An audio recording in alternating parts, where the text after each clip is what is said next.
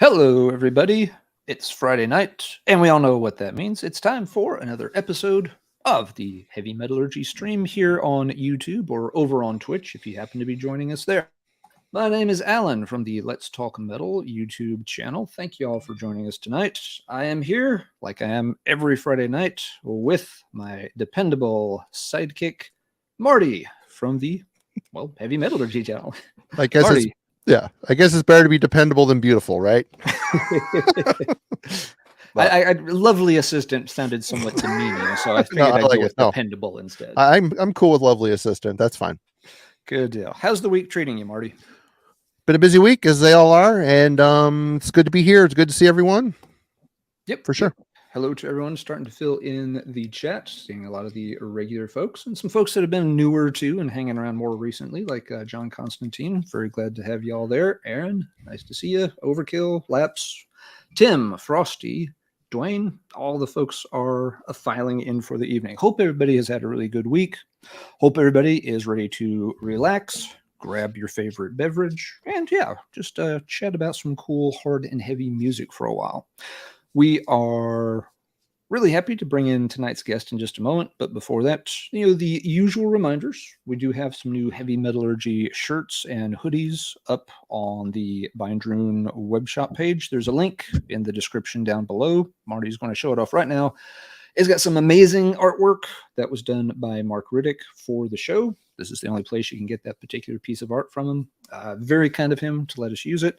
We've got t-shirts, long sleeves, a couple of different colors even, and also hoodies, which you probably don't want here in July, but you'll be in a few months from now. You'll be thinking, it's coming fast. I wish I'd ordered one of those when I had the chance. So yes, if you'd like to support the show, that's a great way to do it. Hop over there. Marty's made the merchandise. It looks absolutely amazing. And get some cool Mark Riddick art as well. We'll have the super chats turned on if you prefer to support the stream in that way. And of course, don't spend money if you don't have it. We're providing entertainment and fun for everyone this evening, absolutely free of charge. There's no pressure and no obligation to do those things if you can't or don't want to. I think, let's see, Marty, do we have any other preamble stuff we want to do tonight? Any Bindrune news, for example? No, the Glorious Dead records and the Eve records are in from the plant. Their release date is the 28th of this month. I will, here in the next week or so, start sending out pre-orders for that stuff. Go get your copies. Also, our friends from Northern Spire Productions just released the new Lanzareth CD today. Good friend of mine. I do some fulfillment stuff for him. He's also, he does some guest vocals on New Glorious Dead records. So definitely check out Northern Spire Productions. Cool label. Everything he's been putting out is stuff that he has done, either written or played on. So it's kind of a personal project for him, but there's some good stuff coming along for sure. And someone said, still don't get Twitch. Neither do I, but we are on Twitch. So if somebody would like to offline school this old man how we could use Twitch more effectively, that'd be cool. Also, we are on Instagram, which is, let me see if I can figure out the banners here. Yep. There's the Instagram handle. If anybody wants to jump over there, we post flyers for all the episodes and stuff. So it's kind of a what's coming. I have not gotten around to a Facebook page because I am just social media'd out between my own and between the label stuff. It's too much screwing around. So Instagram for now. Check it out. Go over there and subscribe to that. But yes, without further ado, are you ready? I'm ready. Let's get this wonderful man on screen here. Bringing in an old favorite and friend of the show, Matt Jones from the Dark Path channel. What's up, Matt? Good to have you back. How's it going, everybody? Doing well. Thank you so much for joining us this evening. We've been talking with Matt for a few weeks to find a good evening for him to join us, and tonight is the night. So glad you could make it. You are welcome, sir. You are in my presence now, so we can have fun now. That's Absolutely. Right. The party can start now that Matt is here. There you go. Well, we're thrilled to have you. Like I said, you're a bud for sure, and we're all kind of bummed that the Dark Path has shuffled off into oblivion. But you want to talk about that for a second? Let people know that might not have known or are wondering why. Is there anything you want to go into here? If not, that's fine too. Yeah, I mean, I did make a post not too long ago, just kind of saying goodbye to everybody that I'm putting it to rest for the foreseeable future. This has been kind of a tough year with a lot of stuff going on, and it kind of derailed the channel at the beginning of the year. And as the year kind of wore on a little bit, I just got further and further away from having the interest to do the channel. Ouch. I kind of look back on it. I don't know. I kind of saw the channel going in a direction that I never wanted it to really go into. I never really wanted to do a YouTube channel where it's just a guy talking about his record collection and that's all you talk about. And, that's kind of bottom barrel content. And that's really all I was doing. And I just got kind of burnt out on it. I had a lot of plans for doing live deep dives. I had a bunch of them lined up with quite a few folks. But like I said, the further I got away from the channel, the muse just kind of died for it. And there's other YouTubers out there that have kind of flooded the market as far as deep dives go, in my opinion. And that's not a negative on the people that are doing deep dives. It's just I didn't really see the point in switching my channel to that kind of content. So I decided I just need to find something else to do, something else to support the music that I love. And I just decided to put the channel to sleep for now. And that's not to say that it will always be dead. The dark path may rise again, but it might not. You might just see me here on Heavy Metallurgy every once in a while. You might see me pop up doing an album review here or there. But as far as keeping a channel going, I've just got too much other stuff going on, so I just needed to let it go for now. It's kind of the the old saying, if you love something you let it go, and if you hate something you kill it dead. The dark path is kind of in between those two statements. So sorry to those who were fans of the dark path. I greatly enjoyed making content for those of you who enjoyed it. But there's a lot of other cool folks out there that do cool channels. And, I'm sorry that I can't be one of them for you anymore. But who knows what the future may hold. So in the meantime, just refer to me as the Bald Jesus and we'll be good to go. So. Well, the dark path might end up like Lazarus and get risen from the grave. You never know. Exactly. You never know. But I wouldn't expect too much for 2023. So. Well, you always have an open door invite here for sure. And if you want to do reviews, we can talk about that as well. I know we know some guys. You know some guys? We know some guys. Are they competent though? Do they know what they're doing? Hey, whoa! What do you expect? That's a sticking point. That's a sticking point for me. We offered guys. Now you want competent guys. Next thing you're going to want competent guys that are highly successful and have and some cheddar. I need some cheddar to grace you with this presence. So Jesus ain't free. Jesus has never. Marty's been got free. Angus McSix albums. Does that We count pay. as cheddar? We pay. Anyway. Tonight we have just kind of a fun topic. Matt had an idea. What's your idea, Matt? What are we doing here tonight? So I had a thought where trying to come up with topics to talk about sometimes is a little bit hard, and it got me to thinking about how all of us that are metal fans, we tend to recommend a lot of things to our friends, whether they're in metal or outside of it. Like, oh, dude, you got to check out band X. You got to check out band Y. And it just got me to thinking that would be kind of a fun topic to talk about albums that we are known for either recommending a lot to people kind of ad nauseum, and let that kind of spitball into maybe just talking about albums that we like. And I thought it would be just a fun open-ended topic where we could all just show some cool stuff and talk about it and further recommend them out to other people. So I know, for example, Marty is always like on and on and on about Fields of the Nephilim. And that was one of the things. An album in here tonight. Well, there you go. So that's what kind of triggered me. I was like, yeah, Marty always talks about Fields of the Nephilim. And Alan, God, he never shuts the hell up about Chameleon. I mean, he brings this album That's up. right, I don't. I recommend all everyone the time. stay as far away from that album as they can. You know, I feel like the joke is kind of old at this point, Alan. You need to let it go. You need to stop recommending this album to people.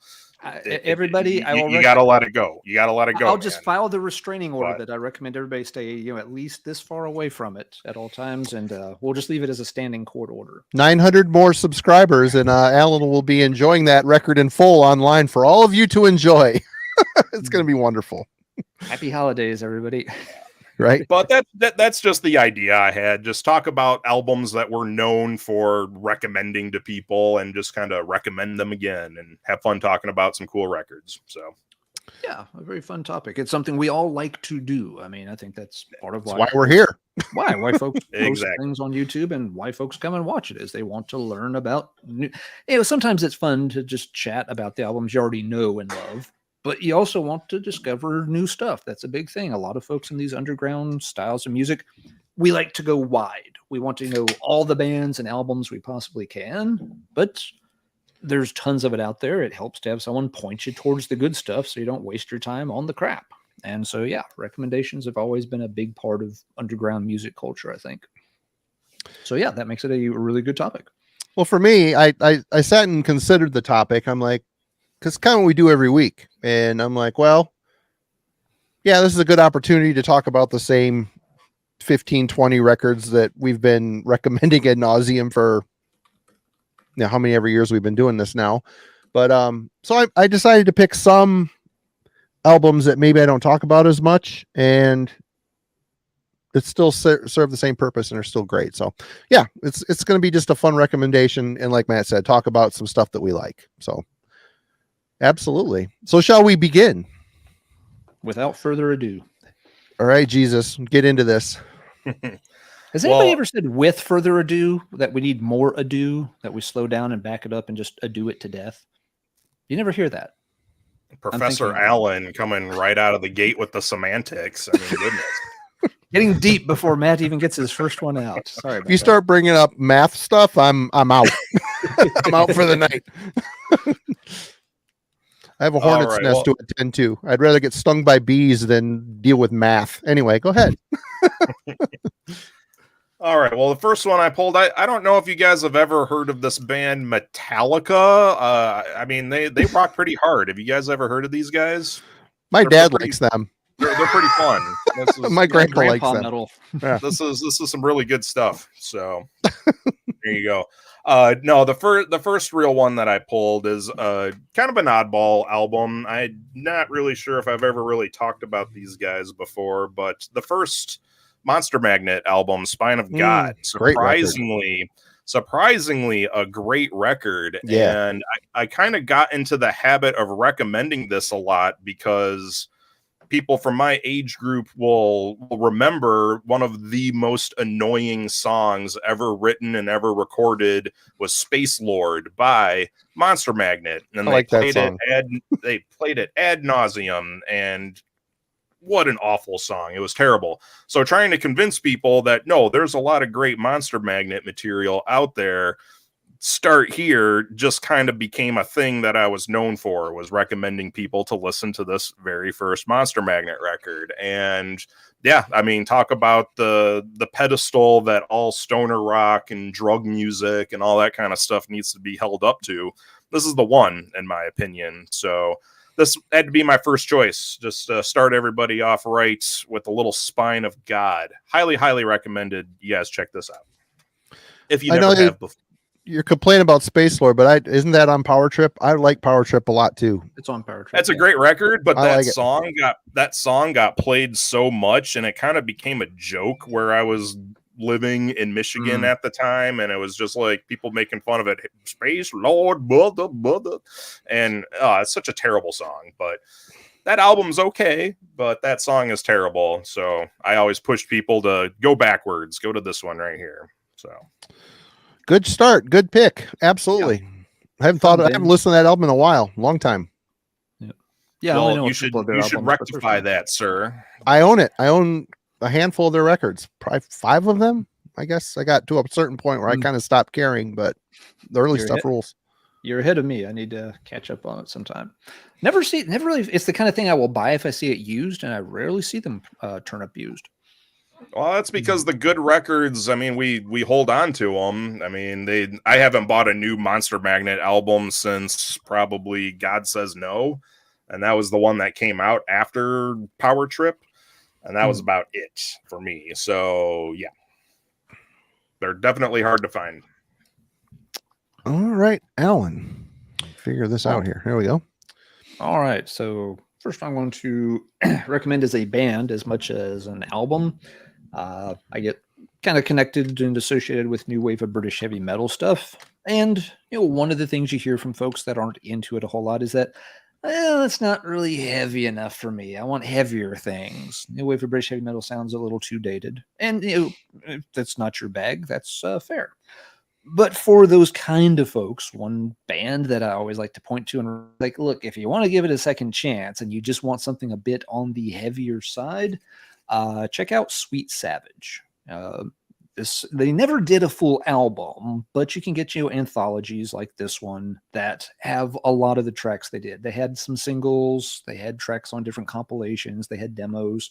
So yeah, you just look for something like this and, get, all the early studio stuff in one place and you're in good shape.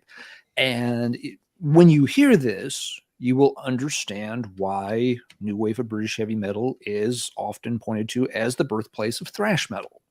This is where a lot of the heavier, more aggressive stuff came from. And this band in particular, they were very early showing up, they were recording stuff in the late 70s and, starting to, appear on vinyl by in 1980.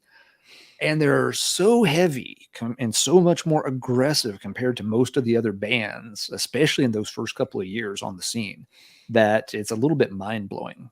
Great stuff. They're, of course, known, for members, moving on to, Dio and Def Leppard and all these other bands later on. So, yeah, while this project itself was pretty short-lived, never even got a full album, they recorded a lot of excellent songs. And once you hear their catalog, should lay to rest that complaint that new wave of British heavy metal was never that heavy. Sure, not all bands gotten close to this level, but there were some. And it's just a good sign of, how much bands were pushing the envelope even before 1980 was over in terms of getting towards something that was going to help define thrash metal in just another couple of years. So my first recommendation is the band Sweet Savage. Great one to check out if you're wanting a heavier slice from the new wave of British heavy metal pie. All right. Good starts from both of you. For me, I got to contemplating today about the OSDM. I don't know if I want to call it a movement or a fad, whatever you want to say there. It is running rampant, and like any genre that rises fast, they tend to burn out fast. But I've heard a lot of these bands, a lot of them are good. They're just good. Are they not? Are they going to dethrone Sinister or Morbid Angel or Entombed from my rotation? Not usually, but this is one of the bands in the whole stack of OSDM bands that really kind of perked my interest a bit, and that is Finland's Morbific with Ominous Seep of Putridity, their debut album. This is basically Can you repeat that album title, Marty? What I'll was try. it? Ominous Seep of Putridity. Sorry, it was a little slurred, and I haven't even really started drinking yet. So, it's like someone hit me in the mouth when I said it. Young dudes from Finland, and actually, this had the Finnish vibe for me. That old, evil kind of Finnish death metal sense to it. And it was kind of an eyebrow raiser when I heard this stuff. I ended up buying it, wanted the record. I waited too long and I wasn't about to pay $50 for it. So I settled for the CD, no problem. People tell me their latest one is a little bit different, which kind of bums me out because this was just in a pocket of cool, evil Finnish death metal that I kind of liked. And it's cool that, three youngins kind of got the vibe. They understood the assignment and they did a good job with it. Apparently this has done well. The band is done pretty decent for themselves. They've gotten out and they played live. Very cool. So yeah, if you are into the OSDM stuff and you have not heard Morbific, give this first one, Ominous Seep of Putridity, a spin because it's quite good if you're into the old Finnish death metal style. Matt. All right, we're going to go for something. Silent putridity. I might have said silent putridity. Sorry. I think you did. I think you I did. might have trying to read it and my eyes are bad. Okay. We're gonna go outside of the world of metal. Apologies to the metal elitists out there, but this Frontline Assembly album, Implode, is one that great record. I've recommended to people for years and years and years and years. It is probably my favorite Frontline Assembly record out of all of them. And a lot of that probably has to do with the fact that, you know, certain place, certain time that I heard it, it just kind of elevated it above all the other stuff that this band did. But I always found that this one, it was really dark and heavy in a way that wasn't metal, but like very emotionally heavy. And the synths that are going on this record really took you to a dark place, I thought. And I think that was helped out a lot by samples from Event Horizon being on here, and just a dark mood in general. I mean, you put this thing on a rainy day, you might kill yourself. I mean, it's just a very dark record, and I've had a lot of success with turning non-industrial fans onto Frontline Assembly and more electronic music based off of this record right here. So this is a good stepping stone excuse me, good stepping stone into those waters by starting here, just because it's such a dark record. I think it would really appeal to a lot of metalheads and just kind of show you a different way that dark music can be made. And this is just one of the better ones out there. So yeah, Frontline Assembly's Implode. That's what I got for you. Great album, great band. I love that cover art too. It's twisted and different and very cool. Yeah. And it's funny because when you look at it, I mean, this album came out in 1999, and if you can't tell because I've got a crappy camera here, but if you zoom in and look at this artwork, it is so 1999 looking, especially the whatever you call this effect right here. It's very bad looking by today's standards, but it's still a fun record regardless. Very dark, very fun. Good one. All right, Alan. All right, I'll also step a little bit outside the metal bounds for my next one.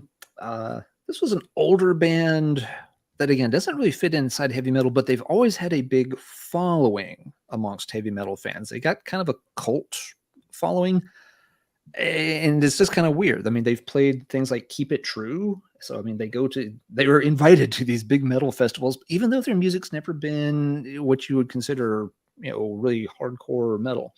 The band is called Ashbury. They only made one album back in the 80s. This is not it. This is a more recent album. But it was a small band, just sort of an indie release. That kind of quickly came and went. The main core of the brother are the Davis brothers. But yeah, it was one of those albums that kind of picked up a cult following over time, just really buried in the underground. What they play is kind of a combination of like Southern rock and more Western desert rock. It's a little hard to describe, but sort of think like take the Allman Brothers and combine them with the better moments of like the Eagles, more deserty Western kind of vibe. And you're getting in the right ballpark. You just get, you know, these really sweet guitar harmonies, you know, these vocals that are very wistful, longing, kind of misty-eyed, you know, looking out the window as you're rolling across 900 miles of desert kind of vibe. Beautifully put together music. Really, really nicely done. Songs, you know, just, you know, spin these kind of same very sad tales that you might associate again with, you know, some like, you know, the Eagles or Allman Brothers kind of stuff.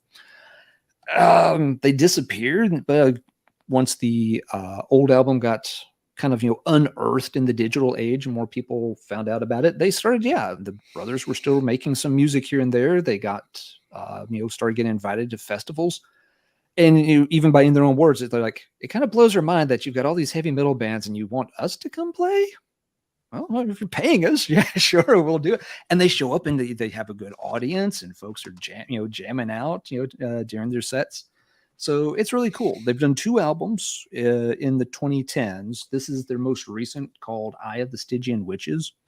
all their material is very, very good. You don't have to go back and dig up the original album if you don't want to. You can get one of the more recent ones and get a very good feel for what they sound like. And again, while it's not traditional classic headbanging kind of stuff, there is a subset of metal fans that dig stuff like the Allman Brothers, and like that kind of deserty vibe worked into their rock music. And if so, this would be an excellent band for y'all to check out. Just really good musicians, excellent songwriters, really cool stuff if you want that particular vein. Check out Ashbury from Arizona.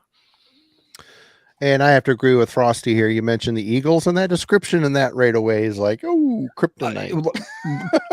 Note, I qualified it very carefully. If you get into sort of the better moments, the Eagles were not just a radio hit, but the songs where they're really getting a little bit more into that cruising desert rock kind of sound.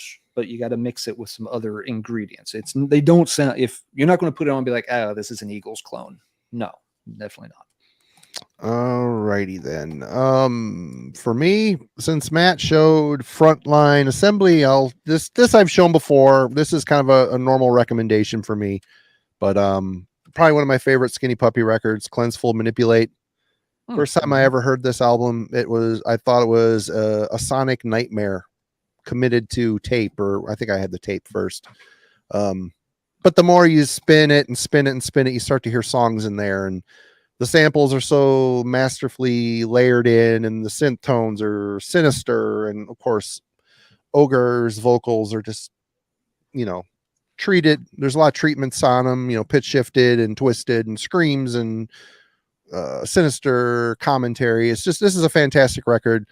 Yeah, there isn't really much by Skinny Puppy that I dislike, but this early stuff is my favorite for sure. And I have turned a lot of people, just not even online, just people in my, normal offline life. You like a little bit of electronic music, check this out. And people are usually like, wow, that's so interesting, whatever that means. But definitely Skinny Puppy, Frontline Assembly. You can't go wrong with either of those bands.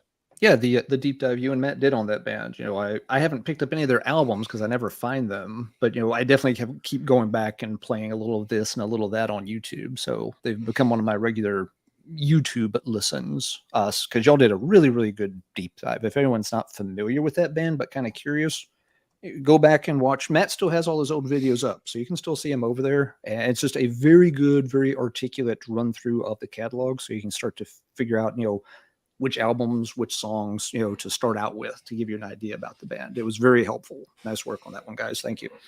Oh, we had fun. You're welcome. You're welcome. Yeah, stupid channel's not around anymore. What a quitter. Anyway, hey, Matt. With an introduction like that, how can you go wrong? I'm trying to find... Now he is looking for an Eagles album. I'm trying to find that picture of Danny Filth that looks exactly like that Skinny Puppy album, and I want to know if there it is. Oh, the contacts. Hold that CD back up again, Marty. All right. Oh, you can't see it. Damn. All right, there's this picture of Danny Filth where he looks exactly like the lady on that album cover, and it's here on my phone, but you can't tell because I have a crappy camera. Sorry, everybody. Epic fail. Are you saying the dude looks like a lady, Matt? Oh, he does just a little bit. That is the only Aerosmith joke I will probably ever tell, so enjoy it, boys and girls, because that's not my band. It just kind of worked out here. I don't know. I feel like I've heard that joke a few times from you, so, you might need some new Aerosmith material there, buddy. Go to the tape and prove it. I deny any prior usage of that until presented with irrefutable evidence. Right. Aaron, if we actually got you into Skinny Puppy and you listened to it and bought it and liked it, then I'll take that as a huge accomplishment. I'm not saying you wouldn't be into it, but typically the stuff you show, I wouldn't think it'd be your wheelhouse, but it's cool, totally cool. Sorry, Matt. Yeah. Go ahead. No, it's all good. And I wanted to thank Dennis for joining us on that deep dive too, because he brought a whole aspect to that discussion that I don't think either one of us really expected or anticipated, because he knows so much about the samples and stuff that went into all of those records, and it kind of adds like a whole new dimension. But anyway, go watch the Skinny Puppy Deep Dive. It's good stuff. Good point. Apologies for not acknowledging Dwayne's contribution to Dennis, not or Dennis. Dennis, sorry, I'm thinking Dwayne because Dwayne's in the chat right now. All right, so this next one that I got is one that I don't know. I don't think a lot of people really talk about this record. It seems to get lost in the shuffle when talking about Immortal and Abath and all of that stuff. But March of the Norse by Demonaz, the first solo record that this guy did. You know, say what you will about the new Immortal and the split with Abath and blah, blah, blah. Who cares? This record right here, I've always loved this record, and I recommend this to as many people as I can, because to me, this record sounds like a perfect mix between Immortal and the Viking era Bathory stuff. I mean, you can really hear the Bathory influence on this, and with Demonaz's way of playing and his vocals, he really emulates Korthon quite a bit on this record, but it's all done through that Immortal, that icy Immortal, whatever you want to call it. The word is escaping me, but you know what I'm trying to say. This is a really solid record, and I don't know why it just got lost in the shuffle. I mean, no one really ever talks about this, and especially with the new Immortal record basically being another Demonaz solo record, you would think people would talk about this one again, but I haven't really seen anybody talk about this. So great record. I mean, if you love Immortal and you love Bathory, you should love Demonaz, is the way I look at it. So March of the Norse, very, very excellent, epic, triumphant kind of a record that definitely sounds like it came from a cold underworld full of Vikings. So really stuff. He could reissue that and put the Immortal logo on it, and it would probably no one would know. I mean, I'm sure that record did well, but I bought it. I liked it. That was a good record, but no one ever talks of it. You're right. Yeah. It's a good pick, Matt. It feels like that album came and went. It just it really did. It came and went, and I feel like it's gotten a little bit hard to find or a little bit pricey, because I know I was looking for a copy. I don't have a physical copy of it, and when I was looking a while back, I didn't buy this when it first came out either, but when I tracked a copy down, like this was going for like $40-$50 for the CD, and I was like, what? And I've wound up finding somebody selling it, I think, for like $25 on eBay. So I pulled the trigger on it a few years back, but I don't regret it because it's a great record. So yeah, that just may be another thing kind of holding it back. What doesn't get talked about is someone's like, it seems like the kind of thing that should be like, $8 used all over Discogs, and then you go look it up, and it definitely isn't. So Marty, it actually maybe does need a reissue with Devin just said they announced a vinyl repress for it today. So okay, it's coming apparently. All right, thanks for the heads up, Devin. Had no idea. Okay, Alan. All right, let's do some Doom here. This is a very, very well-known band, but an album that a lot of people kind of overlooked at the time. It's gained a following over the years, but you still run into a lot of people that never heard it. It's Candlemasses from the 13th Sun. Good record. Very, very good record. It's 90s Candlemass, which a lot of people just don't realize the band even existed during that decade. They kind of think, you get to the end of the 80s and Messiah left, and the band was just put on ice for 10 years until Messiah rejoined in the early 2000s. But no, there's some albums, they're in the 90s that are actually quite good, and this one is especially good.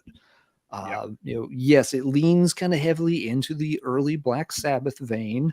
No harm, no foul there, but it's done exceptionally well. Yes, if you like that, really dark. Yeah, it's got a very warm, organic sound to it. Vocals, can be very quiet at times. You still have, Leaf's, excellent, riffing all over the album. So it's still an excellent Candlemass record. I understand it doesn't feel like the classic Candlemass records. It's actually a case where a band had to change direction in the 90s, as we've talked about in a lot of different bands' cases. But this band actually still had a really cool sound. It was different from what they did before, but this one and the Dactylus Glomerata album, they're still very, very good. They're just different. But nostalgia sometimes overrules our brains, and we all just kind of keep going back, to those first few albums. This one should not be overlooked. If you're a fan of doomy stuff, if you're a fan of Candlemass, and you never bothered to listen to this one, you should definitely do so. There are some bonus tracks available on different reissues and vinyl pressings and stuff, so definitely look around, compare track lists if you're looking to order a copy of it. Find something that's got as much of the material as possible, because it's all really, really good. So that'll be my third pick, Candlemasses from the 13th Sun. What's up, Ben? Doing good. How are you doing? All right, heavy metal recommendation. This is a no-brainer for me, and I love this band. They're so unique. The riff writing and songwriting is unmatched, really. But I've recommended this album a ton, turned a lot of people onto it. Lord Weird Sluffeg's Traveler. I know I've shown it on here before. Man, there is not a bad riff on this record. It's like an A++ riff record. The songwriting is great. John, I think that's his name, the vocalist's unique, strange vocals. He's not I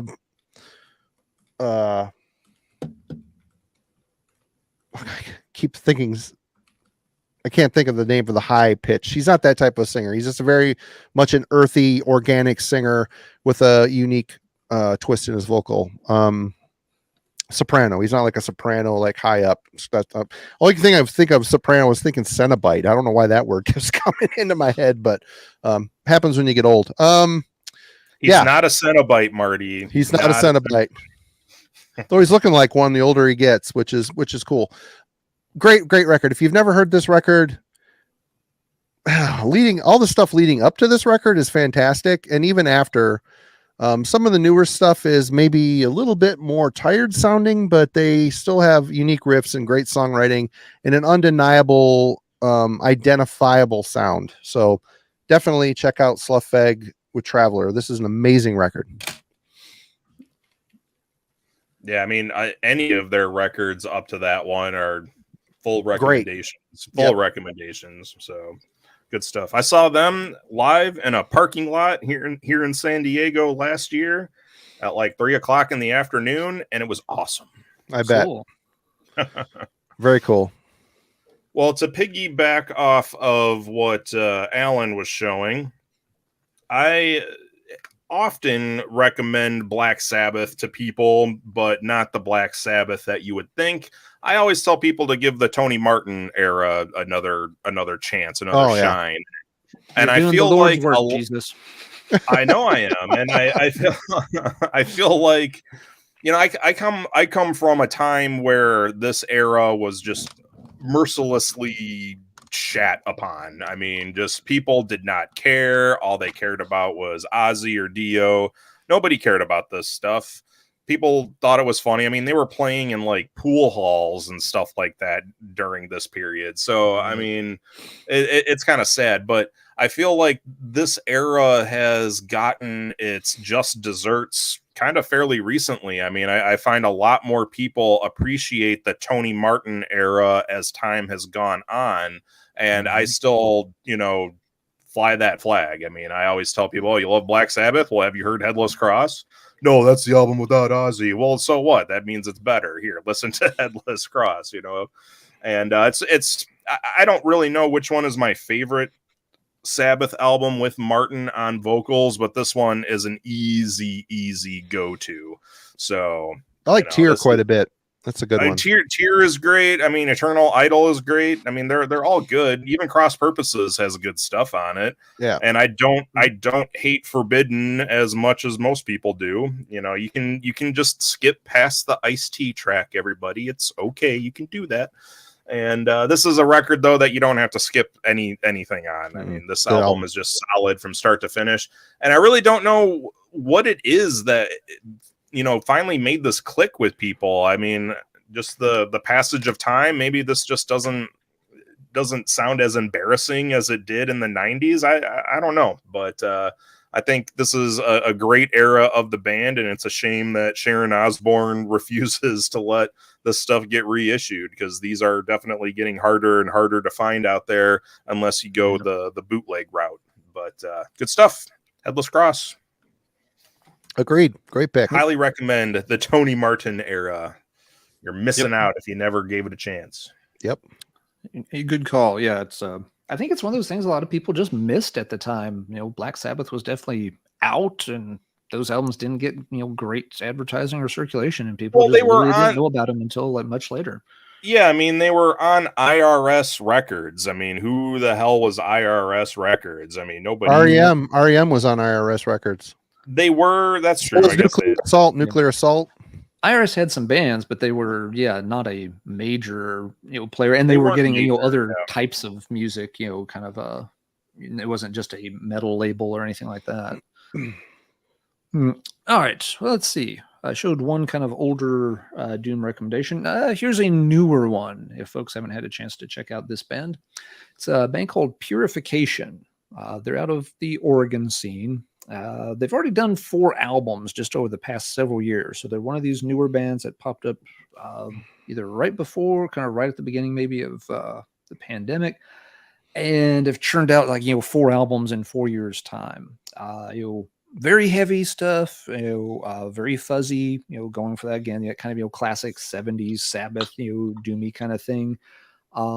They've got some of the humor of Reverend Bizarre mixed in. I find it a little less annoying here than I do with the Reverend.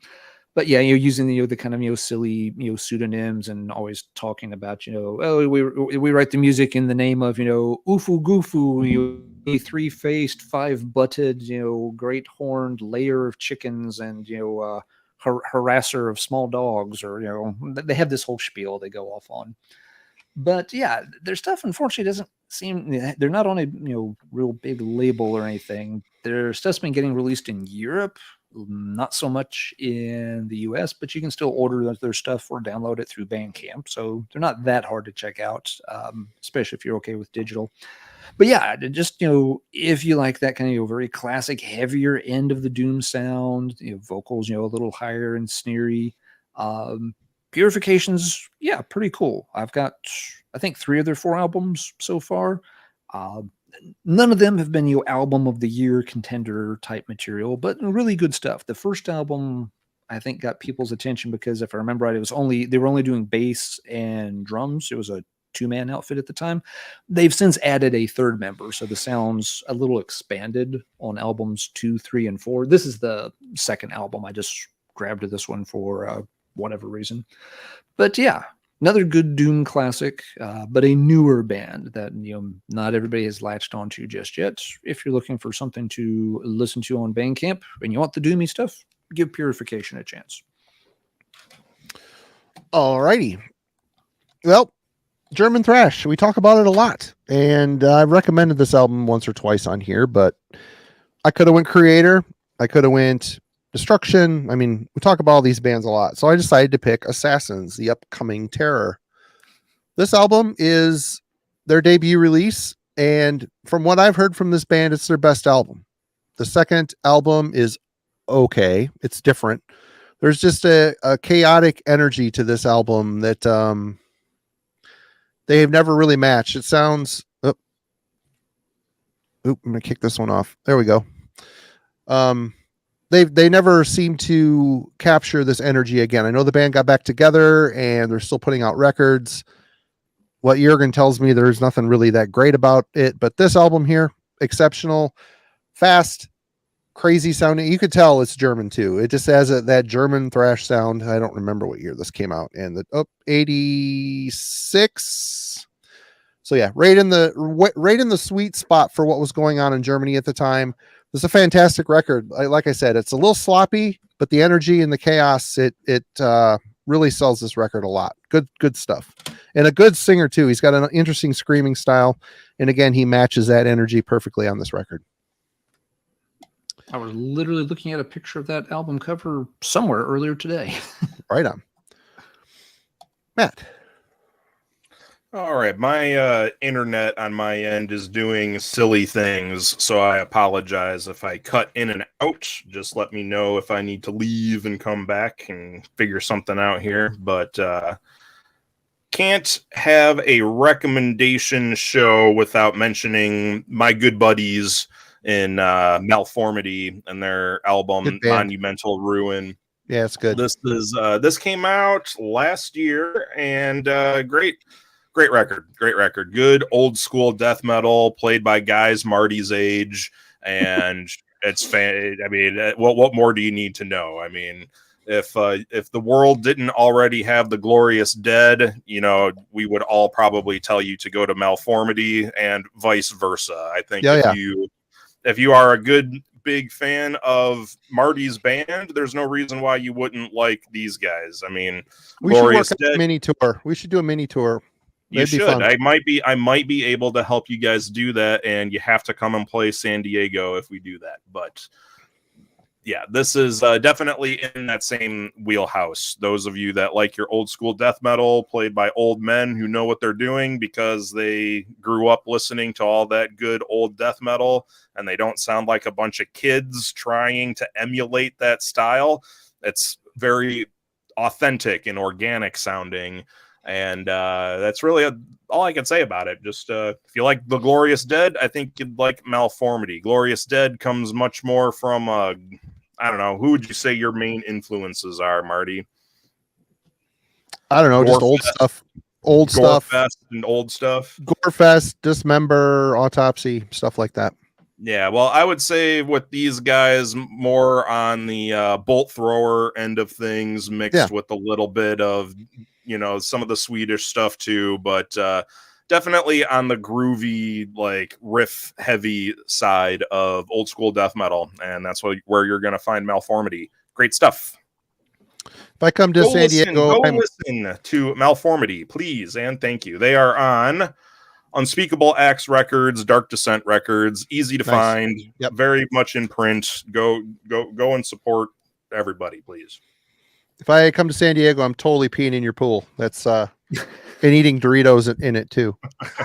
Doritos and pee. That's coming your way. Alan. That's right. Well, with an offer like that, how could Matt refuse? Oh, he'll like it. Let's see. I did a couple of Doom things. What I'm kind of doing tonight, there will be sort of a pattern to the albums. Basically I've went through different genres and tried to pick, like one, older band and then one newer band to give some recommendations to.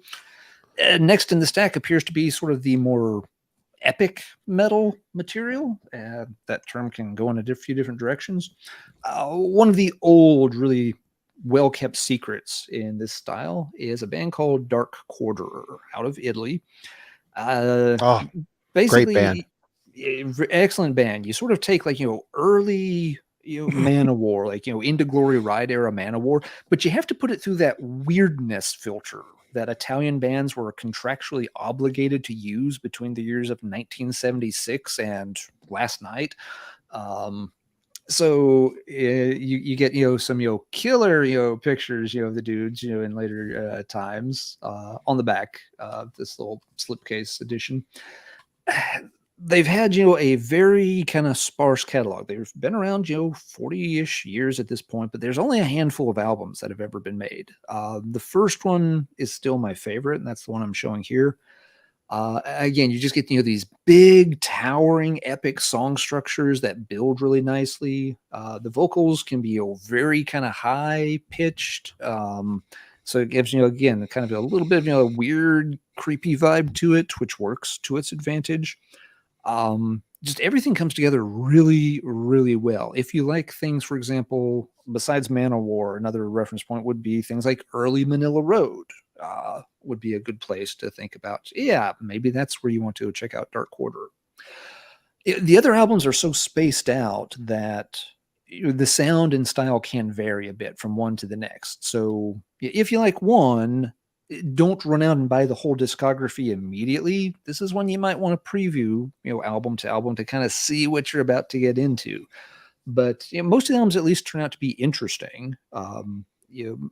if not as great as this first offering they did.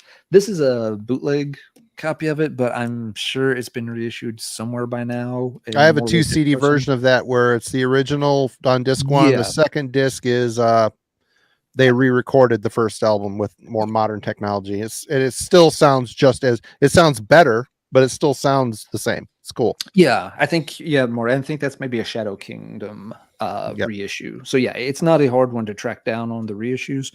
Really cool stuff. A band that never really has gotten their due. This is one that folks like King Fowley could used to use as like this was the personality test. Have you heard of Dark Quarter? If so, you advance a couple of levels on your true metal street cred, and if you haven't, well then you have to go check them out because they're really really good. So that's my pick for sort of an old, obscure, epic metal semi-classic that folks need to check out. Recommending it here and now. Nice one. Very good. Well, since Matt mentioned it, Gorefest with I'm sorry, False. My favorite of the Gorefest. The first two are amazing, and their comeback is really good too. With it's a French name, I believe, and then Rise to Ruin. Rise to Ruin ends where this one, or takes off where this one ends. Very explosive, catchy, heavy death metal, super simplistic riffs. My band is very influenced by this. In fact, the first song on here is called The Glorious Dead, so you can see where we got the name from. But Danish band, amazing, absolutely great band. And after this, they put out their more popular album. It was called Erase, I'm sorry. And it's terrible. Absolutely terrible. They went even more groovy. They kind of tried to go the Entombed route, except they took it in a more commercial direction. And Jan's vocals were just kind of like a gruff yelling style. It was terrible. But this is great. His vocals are super deathy and just super catchy material. Amazing, amazing record. Get it. Awesome stuff. Yeah, I would say those Gorefest records are Erase and Soul Survivor, I think is the one that came out after it. Like musically, they're not that bad. They're pretty good, but dude's vocals just bad. Ruin them so much. And when they came back, it was better. I mean, the first album and their reunion, it was long, but it was good. And then Rise to Ruin's a great record. It rips from start to finish. Good album. Yeah, I haven't heard that one yet, but definitely check it out. Will do, sir. All right. Next one I've got, I don't know, what do I feel like showing here? I pulled a lot of CDs out here. I didn't feel like pulling vinyl. Here's a weird one. Don't know how many people are down with Sleepy Time Gorilla Museum. I feel like this is a band that instantly gets ignored by a lot of people simply because of the weird name, Sleepy Time Gorilla Museum. How could that possibly be a good band, right? But this band has 3 records, and all 3 of them are fantastic. Very strange, very much like an art rock heavy metal band in a way. I mean, they play around with a lot of different instrumentation, and the lead vocalist, his name is escaping me right now, but he's a very, very interesting vocalist. He can do like the really highs and the really lows, but he's very comfortable in this vocal style that just kind of makes you feel uneasy. And the music backs that up too. They just play a very avant-garde, uneasy style, and it's not really metal, it's not really art rock, it's somewhere in between those two things. But you come out of listening to a Sleepy Time Gorilla Museum questioning what you just listened to, and it makes you want to listen to more. I mean, it's just a really talented group of individuals that have, they're the kind of folks that they could play anything they want. They could be any kind of band that they'd want to be. They prefer to be this weird concoction of nonsense that can be really heavy and very confusing, but also very very emotional, very very dark, just kind of any adjective I could throw at you, that's what Sleepy Time Gorilla Museum will give you. So I always recommend this band, especially to people who like avant-garde music and who like their metal to be a little bit outside of the box. I feel like they're a band just because of their name that people tend to overlook. They were very much one of those early The End Records bands. So if you remember the roster that The End Records used to have back in the early 2000s, just kind of weirdo, off-kilter stuff that was kind of metal but kind of not. You know, Sleepy Time Gorilla Museum was right there with them, and they were the best out of all of them. So Right on. Alan. Yeah, I'll admit that's one I never did get past the name on, so shame on me. shame on you. Shame on you. I can admit I recommend not the one I recommend the most. I mean, they're all good, but the one that is called Of Natural History, Sleepy Time Gorilla Museum of Natural History. That's the album to check out. So next time you guys are bored, you want something a little bit weird, go listen to some Sleepy Time, and you will think The Dead Dark Path in the morning. I bet they all wear sweaters and smoke pipes. Anyway. They probably do smoke pipes, but they wear weird shit. They're just weird people. So they put on a show. The name just always makes me think of the children's book, you know, Good Night Gorilla. That's just where it dead ends. And that was probably like on purpose. They probably wanted you to be like, oh, this is something I could play for my child. And now your child is a serial killer. And you wonder why. Well, it's because they listen to Sleepy Time Gorilla Museum. Nah, it's Teletubbies. That's all due to Teletubbies. Yeah. Oh, dude, I don't know if you guys remember Little Einsteins. Oh, yeah. Yeah. My God. That's Parker loved it. Parker loved it, and they would take these classical songs and put these stupid lyrics over it. Mm-hmm. My wife and I would sing these songs. Trick or treat, trick or treat, Treat. Oh my God, we would be like singing it all night, looking at each other like, "Kill me, just kill me." Terrible. Parker loved that shit. He'd be clapping to get the rocket ship to anyway. Yep, we went through a phase of that. Oh, Short fucking phase, terrible. thankfully. No idea what you guys are talking about. No clue whatsoever. Mm. There's no reason count for your you to go down that road. Yes. Let's see. All right, so I did my old school epic metal recommendation. So let's do the newer one. This is no surprise, and I promise I won't dwell on it because I know some folks are sick of me talking about the band. But Atlantean Codex is one that I love to recommend for this style. Yes, thank you for.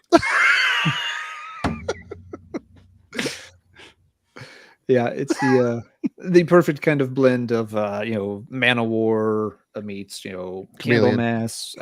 It's got you meets early the early Viking era Bathory stuff. It's all blended together and done perfectly and seamlessly, and given this excellent depth because one of the guys is a professor of like mythology and ancient cultures and all this stuff. So I mean, they know their material, they dig deep into source material. There's a lot of cool things and meaning to all the lyrics and stuff if you want to dive deep. They've only done 3 albums to date. They are 3 of my favorite albums of this entire century. So enough said. If you like any of this kind of stuff, in the more epic realms of Solstice or Dark Quarter, Atlantean Codex should be high on your list of things to check out. They do it better than anyone else, in my opinion. And now that I've pumped it up so high, you can't help but be disappointed when you hear it because I'm making such a big deal out of it. But they are my favorite band going these days. No doubts. Not even close. Thank you for turning me on to them because Course of Empire album, holy crap, what a monster record that is. It's so good. It is their most recent and yes, probably their best. This is their first, which may be a little rough around some of the edges, but it's still, if this was the only thing they ever did, they still made an outstanding, almost perfect album. Hopefully they have many more to come. Yep. All right. You know what? There's people talk about all this black metal stuff that's evil, and no one really ever lumps this band or album in with that whole thing, which for good reason. It might have been a little bit before the second wave. What year did this come out? I can't read it, but I listened to this record, and this record kind of gives me a similar vibe than same as Don't Break the Oath by Merciful Fate. It's that kind of like authentic evil, and that would be Samael's Blood Ritual. This record is a dark, scary record. It's kind of a doomier version of what they would do on Ceremony of Opposites. I don't want to say doomy. It's just slower. It's a patient record. Really dark. I would call that doom black metal. Would you? It is, okay. Yeah, absolutely. Absolutely. I mean, I know that the term doom gets thrown around a bit, but you're right. It's got a lethargic crawl to it, but it's very purposeful. It just gives us room for this atmosphere to descend in the audio space. And it's, you got the crying baby on the one song. It's just creepy as shit. I mean, basically that cover artwork is what you envision when that is going on. You're like, you stumbled upon this castle and there's a ritual going on. This is in my opinion, their most evil record. I love Ceremony of Opposites. It came out after it. It has more of a symphonic twist to it. Mm-hmm. Still evil, but more symphonic and a little more bombastic. And then they, whenever you're, like I said before, whenever your drummer says, hey, I have a great idea, I'm going to stop playing drums and just program drums, you stop what you're doing and you kick them in the balls. Just get it over with. And if they say it again, you do the same thing. You keep doing it until the negative reinforcement changes their mind. But Blood Ritual is their second album, and it's a fantastic record. It gives me that Don't Break the Oath vibe, authentic evil, we'll just say. We'll put that out there, but super awesome. I did like Passage. I like the Rebellion EP, and I like some of the stuff. I know Matt has a deep dive he did for Samael on his channel, which is fantastic. Yep. There was records that I dropped after, I think, Elemental or Eternal. I can't remember the name of it. With the E with the Eternal. That one's really good. Eternal. Yeah. That's the last one I've heard. So I didn't realize there was so many more. They kept doing it, but this is my favorite Samael. This was no one talks about this. This is way more evil than your bedroom black metal slingers for sure. Check this out. Matt. Yep. Well, since we're on the topic of Samael, I thought that we're gonna get into some of the obvious pulls now, but I might as well show Ceremony of Opposites. Killer record. I agree. I agree with everything you say about Blood Ritual, and I think Ceremony of Opposites has always been my favorite Samael, mainly because it was one of the first that I ever heard, but it was one of the most evil, most blasphemous things I ever heard when I heard it. And it is done in such a style that it's very palatable. Like, it's very much it's not quite commercial, but because it's still very, very satanic and very evil. I mean, it's Jesus with a bunch of nails in his head. I mean, it's not, hey, I'm missing some nails on my head, aren't I? Dude, it's creepy. That is creepy. Before and after. Yeah, there you go. But portrait anyone. So when I first heard Blood Ritual, it was after I heard this one, and it was a little bit too much for me at the time. At the time, I was just getting into this kind of music, and Ceremony just kind of rose to the top of the pile for this kind of stuff for me. And I kind of look at this record as kind of their British Steel record in a way, because it's everything that they did before, but funneled through a more commercially viable, like you said, kind of a symphonic undertones that are put on it. It's just made a lot more commercial sounding than Blood Ritual was, but it's still like way too evil for the masses. And it was just a very comfortable album for me when I was, 15, 16 years old when I first heard it. And it's still one of my favorite records of all time.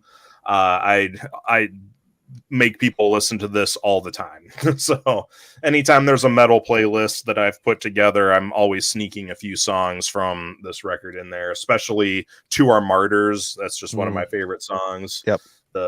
The chorus is just unbelievable, but good stuff. I mean, I like all Samael records. I could sit here and debate with Simon and anybody else who says it was lazy for Zytrus to use a drum machine on Passage. I thought it was done with a purpose, but he got a little too comfortable with it moving forward. That's a conversation for a deep dive that I did like 2 years ago. So I have no problem with drum machines, but yeah, it just seemed like it was unnecessary. I don't know, but for recording purposes, it was probably easier. And I would agree. I mean, ceremony, it all depends on the day. Blood Ritual and Ceremony of Opposites, those could flip flop for me. They're both amazing records, completely amazing. Well, and so is Passage. Like for me, the flip flop is between Ceremony of Opposites and Passage, and I always found that drum machine added the dead, cold, sterile sound that they were going for that record. That's why the album cover is a dead moon out in the middle of space. I mean, it's supposed to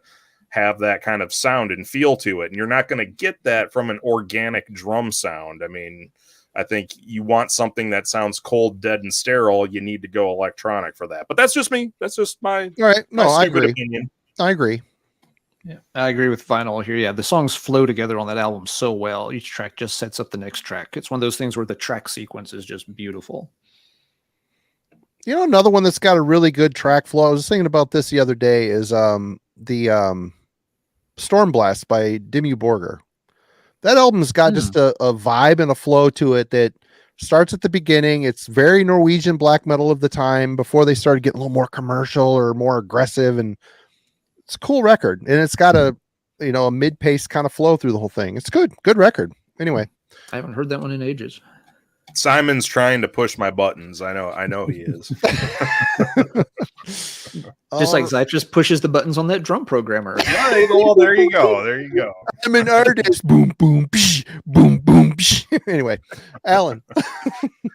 That sounded like a Skinny Puppy record right there.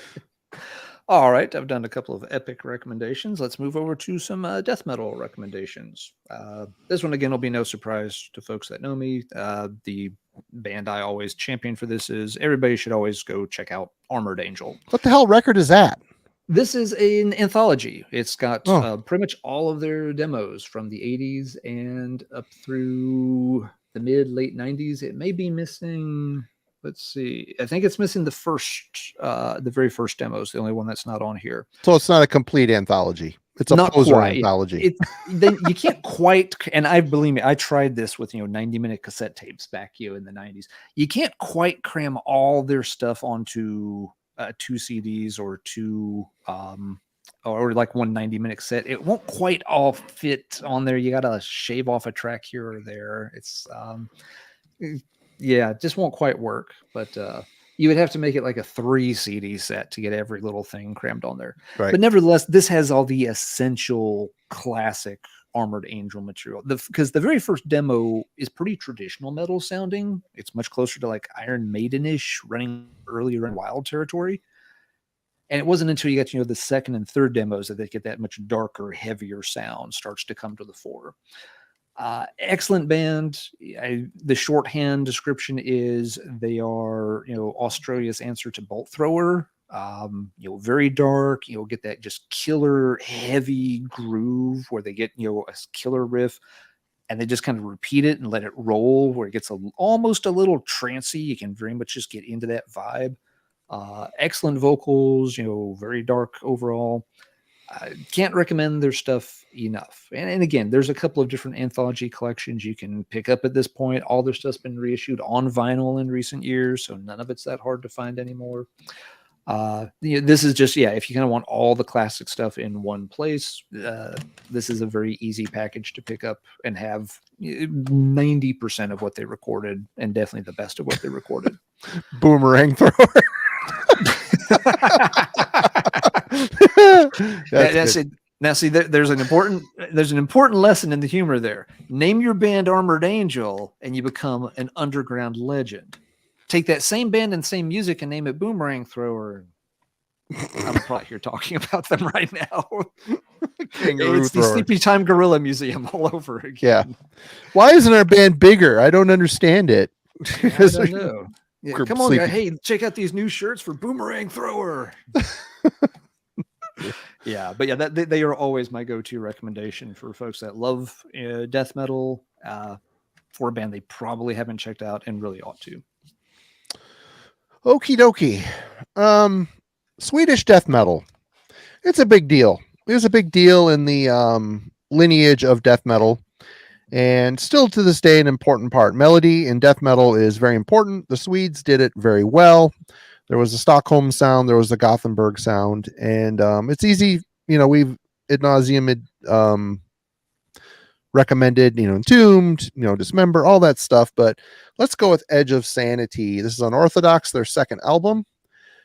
Does Edge of Sanity have better albums in their catalog? Probably. But you know what? This is the first one I ever heard. So that's my favorite. That's my favorite one. I've got a very close connection to this, and I had the tape, which strangely enough, I listened to that tape a million times.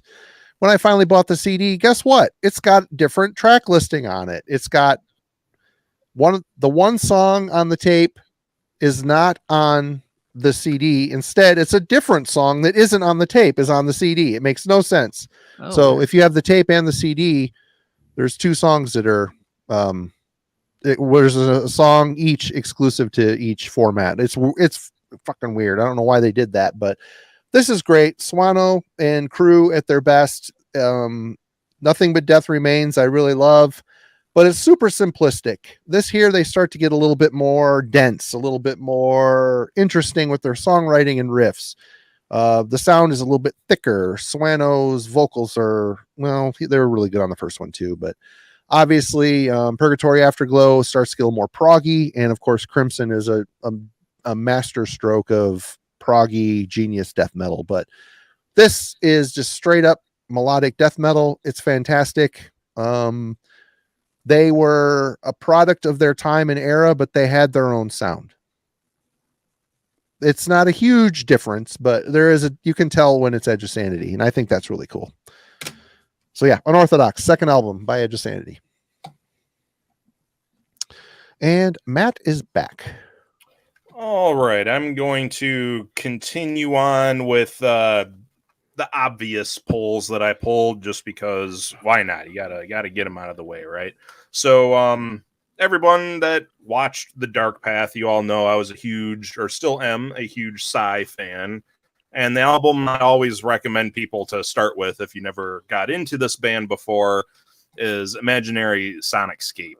And I think this is kind of their magnum opus as far as being truly weird, but still being super metal at the same time. I kind of get tired of people, holding their first record on such a pedestal, because while that is a great record, it really boggles my mind that people don't go much further than that first record, Scorn Defeat.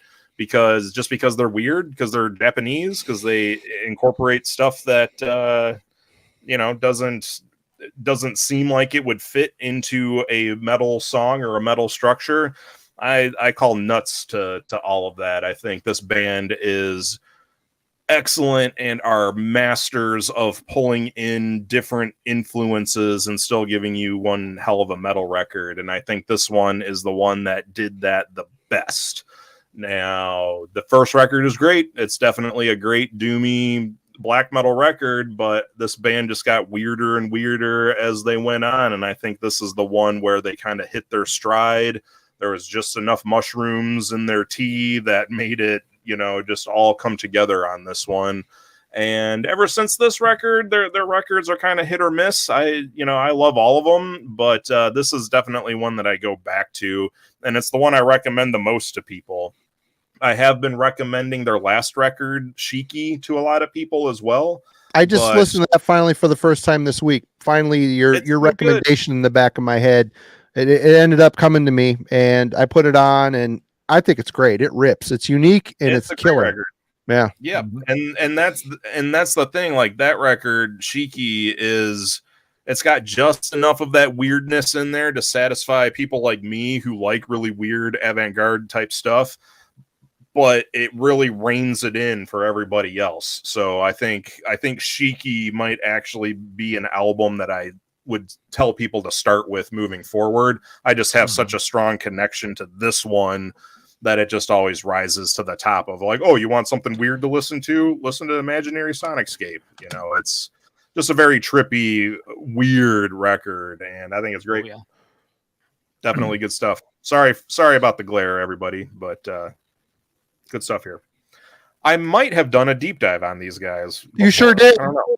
I don't remember, but All right, Alan. Yep.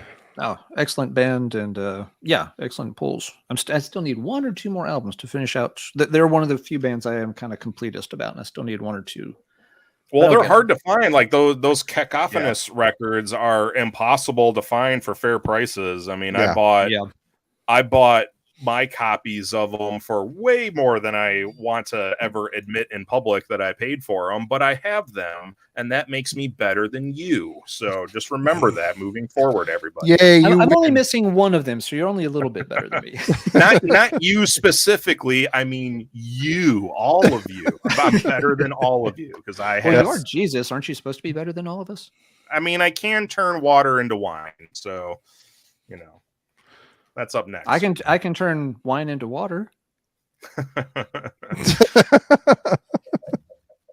mean, you can still find them. You can still find those cacophonous records, and actually, they do are cost a bit extra though. they cost a bit if you go after the OG presses, but there's represses of Infidel art out there and some of the others. There's one label out of England called Death Heads that has done a lot of Psy reissues on cassette.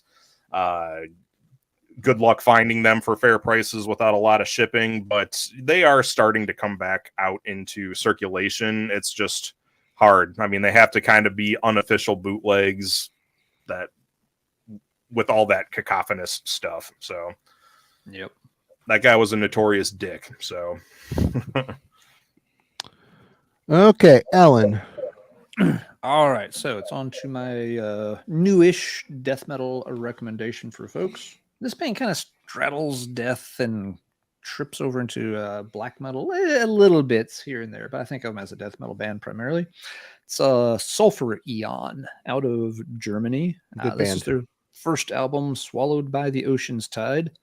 Only a couple of things you have to know about Sulphur Eon.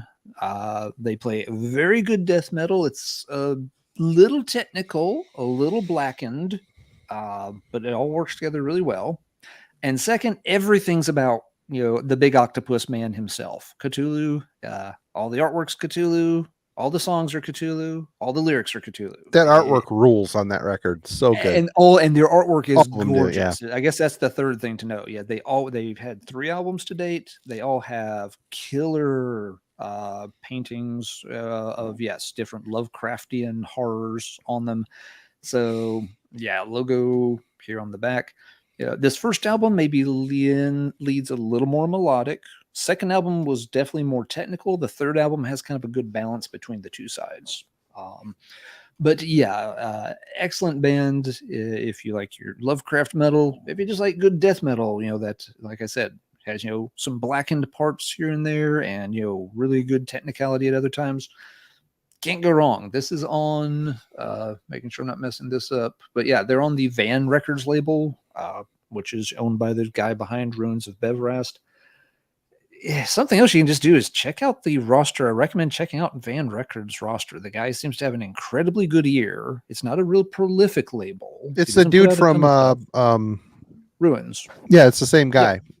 Yeah. But yeah, there's not a ton of bands on the label, and it doesn't always have the best distribution here in the States. But most of the stuff it's one of those labels nowadays where if I see something's on Van, I'm already tempted to buy it, even if I've never heard of it. And that's not something I do in this day and age. When you were kids, we'd buy anything that said Noise or anything that said Metal Blade. There's not a lot of labels like that where I'll just almost blind buy from them just based on the label. Van is one of the few that I'm just like, oh, it's on Van Records. Maybe I ought to just go ahead and snag that. He seems to have a very good ear for talent. Really like. Do you remember when Season of Mist was a label like that? It was a long time ago. Once upon a time. Yep. They kind of had the magic there for a while. Yep. North, yes. Bonus points for the Lovecraft horror. Very cool humor. Yes, that works. But yeah, Sulfur Eon, if they're not on your radar, should definitely check them out. Excellent German death metal band. Really cool stuff. Okay. Well, in the last 10 years or so, another subgenre of black metal has really gotten popular, and that is DSBM, depressive suicidal black metal. And I can't help but think that this is the impetus to that whole thing. And this is so far and away 5,000 times better than the crap that's coming out these days. And that is the third Bethlehem record. The first two leading up to this are great as well. But this thing, it's all German. The acronym for it is suicide. If you took the first letter, blah, blah, blah. And it is drug-addled. It is avant-garde. It's got Marco from Dionysus or Dionysus. I think it's Dionysus. Yep. On vocals, and a lady named Catherine on vocals. Their first singer left the band after the second album, but it doesn't matter. There's pictures of them, doing drugs on the inside of the cover. It's so suitable because this album is a trip, and I spun this a lot because it fit my mood at the time. It's just a very depressing record, but what held me here was how interesting the record is. There's like writing, like was someone writing with a marker and they put that in the soundscape. There's just all these weird little things that come in and out of the songs, and the guitar lines are super simplistic with a very sharp, sinister guitar tone, and it's so catchy. These simple lines pull you in, and all the weirdness and the layers. It's just a very well considered, well layered, infinitely interestingly written album. And on top of it all, it's super depressing. And it got me into Deinonychus.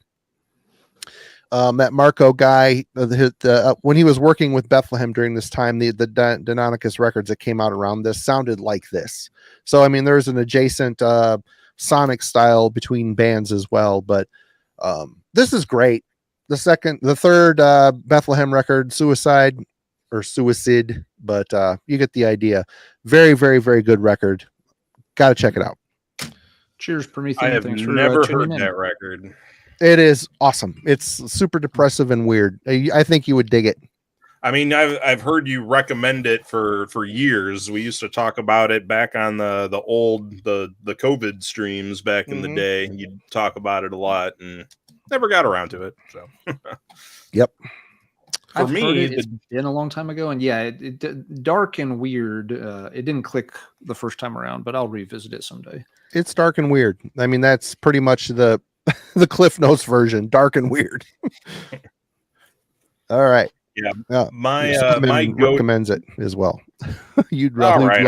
I'll do it. But for me, my go-to for dark, weird, drug-addled black metal has always been Mysticum in the Streams of Inferno. Oh, that's a great record. I mean, this is the one that I grew up on, and it's they've only got 2 records if you don't count the demos and stuff. And this is by far the better of the 2. Let me stop you right there. Let's have a discussion about the drum machine on that is perfect because there was no point of reference beforehand. They were always they really leaned into that cold, clinical, electronic drum sound, whereas Samael, they start off real drums, and then let's do this instead. That was my problem. I don't hate electronic drums. It seemed weird for Samael. Anyway, go ahead. Sorry. Yeah.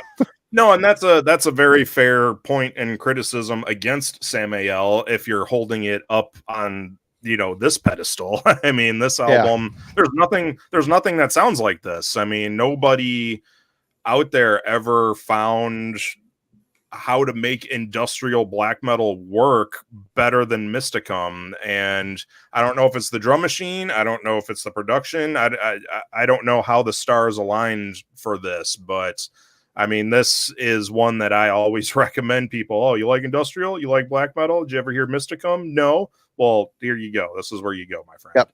So, I mean, this is just a fantastic record, start to finish. I mean, I usually do skip the very last track in the Last of the Ruins. We Search for a New Planet, just because it goes on for too long and it's just kind of a long noise track. But everything else on this record, I mean, this album. Excuse me.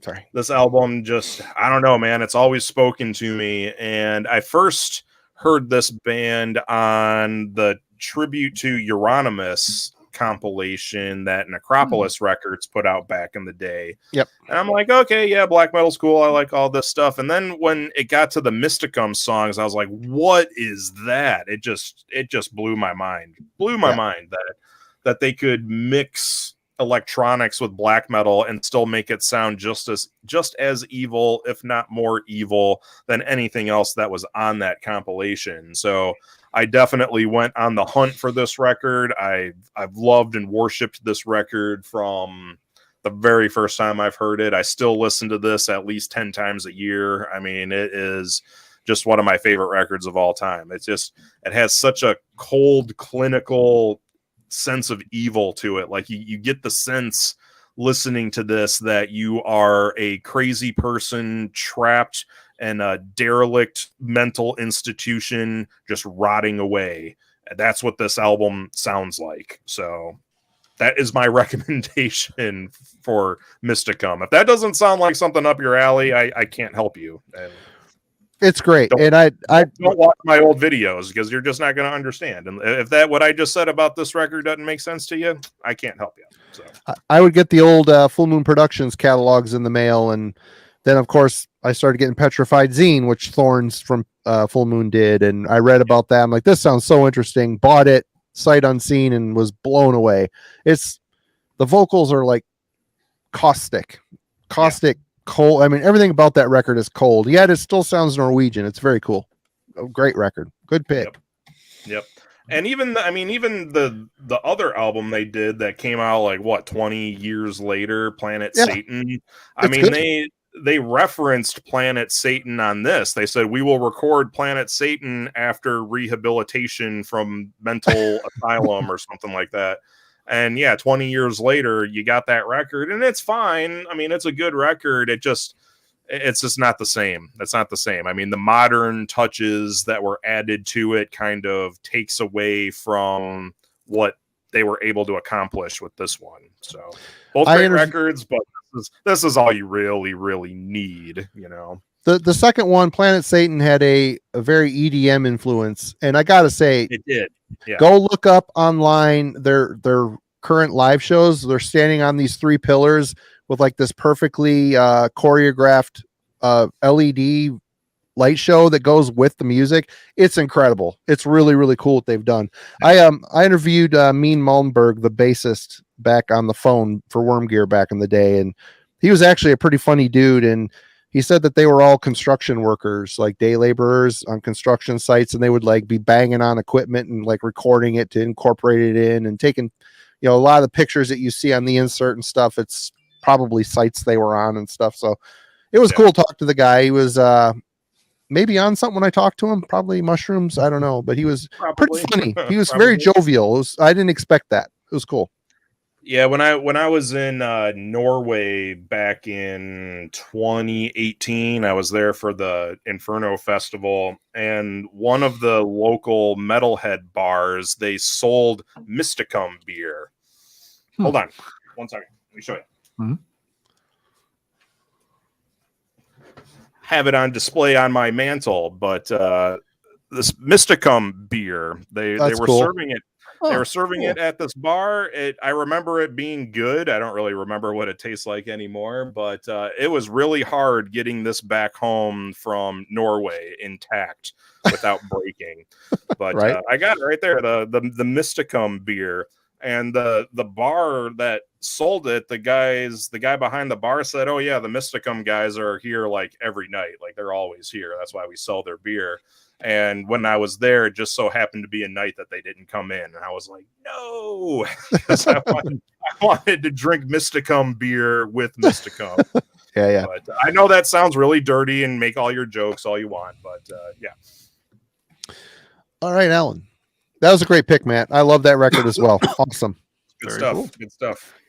All right, let's see. I'll switch into black metal mode next then. So, newer black metal band I've talked about a few times, but is still, if you haven't checked them out, I'd recommend.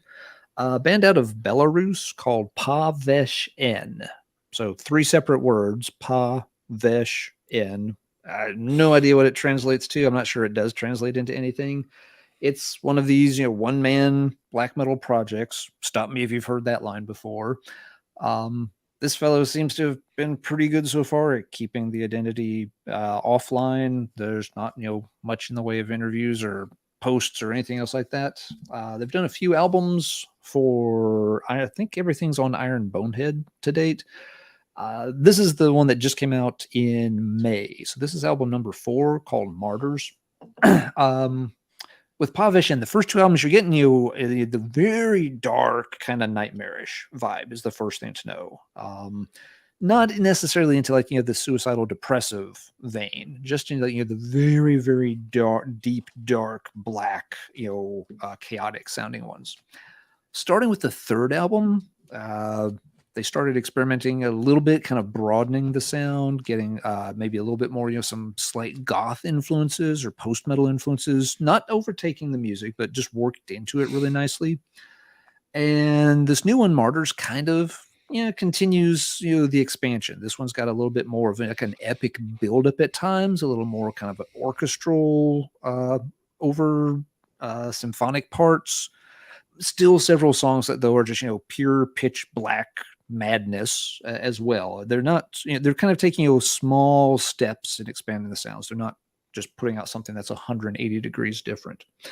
So yeah, if you like the really dark side, and I don't just mean, to be clear, I'm not also just talking like very raw or very primitive or very underproduced. These albums actually have a little better production than say a lot of the Portugal Black Circle bands or things like that. It's a little more well-rounded in terms of sound. But yeah, you're just very chaotic, very nightmarish. Pa-Vesh-En is one that has really gotten my attention, in part because even though they have some of these elements that are a little bit generic for black metal, a lot of the songs end up being very well put together and memorable, which gets a lot of bonus points for me. Some black metal, it's like, well, it's good background music, it's good atmosphere music, but you don't really think of it in terms of songs. With Pa-Vesh-En, there's actually certain particular songs I will go back and play because they stand out individually from the rest of the album while still working in the context of the album. So yeah, this has been one of my frequent recommendations among newer black metal bands. There's never a shortage of new black metal projects out there to check out. I do think there's been a lot of good ones in recent years, and this is one near the top of the heap for me. So Pa-Vesh-En out of Belarus, and their catalog's available on Iron Codex. So not hard. I thought that was a Behemoth record. That looked like a Behemoth record to me. It does kind of look like a Behemoth record. That it does. Doesn't sound like Behemoth though. Behemoth, yeah, but early Behemoth is a bit more primitive and raw, and later Behemoth obviously is more technical death stuff. But they does look a bit like it. All right, Marty, over to you, sir. Well, I could have shown Emperor.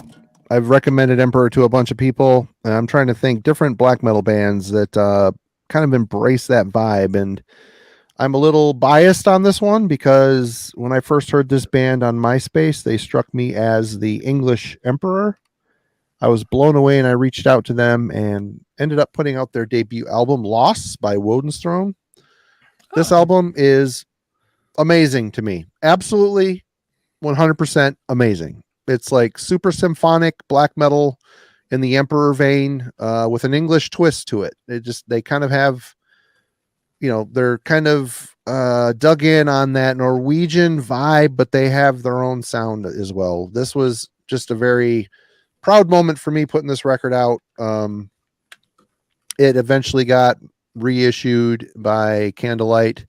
The band got signed by Candlelight, and eventually they broke up after putting out their second record, Curse.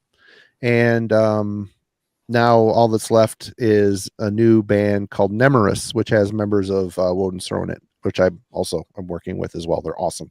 But yep, this is very symphonic black metal, very atmospheric, world building type. It's the way the cover looks is the way the music hits me. It's just very grandiose and vast. I love it. great black metal. Check out Woden's Throne. Yeah, I need that's one of the few early Bind Rune records I don't have. That's a hard one to find. You need to It's a hard one to repress it. find. We should probably put it out on vinyl, but it's been released on vinyl by other companies. It gets sticky when you start doing that shit. So I don't know. Understood. All right, Matt. All right. Here's another fairly obvious one, but this is a record that I have recommended to so many people, and I have turned some people into metalheads because of this record. And surprisingly, that is the Sham Mirrors by Arcturus. Now, you wouldn't think that this is an album that will turn somebody into a metalhead, but I've had success doing it in the past, and I don't really know what it is about this record that does that. I think the clean vocals, it's a gateway. It helps them. It helps them tolerate the harsh stuff.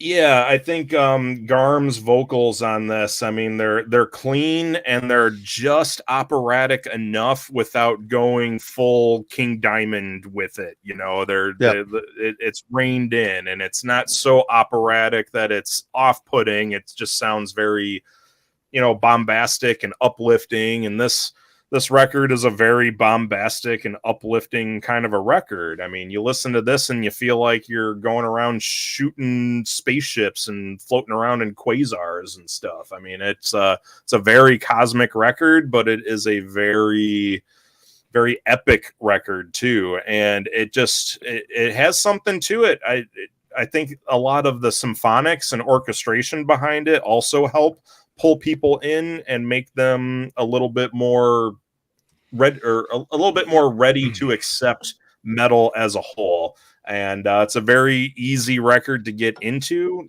If you don't know anything about anything from the metal genre, I don't know, somehow this record can connect with you. And one of my proudest moments in life was turning my cousin into a really big metalhead. He was a guy who used to listen to nothing but Elvis Presley and Stone Temple Pilots and Smashing Pumpkins, and that was what he listened to. And then I played him this, and he's like, "Oh, that's amazing. Give me more of that." And then it just kind of snowballed from there. And now his favorite band in the world is Manowar. So, I win. Thank you. You're welcome. So, that's my story with Arcturus, the Sham Mirrors. It's always a go-to record for me to recommend to people. And it's just weird enough and obscure enough that not everybody is really into Arcturus or very into it.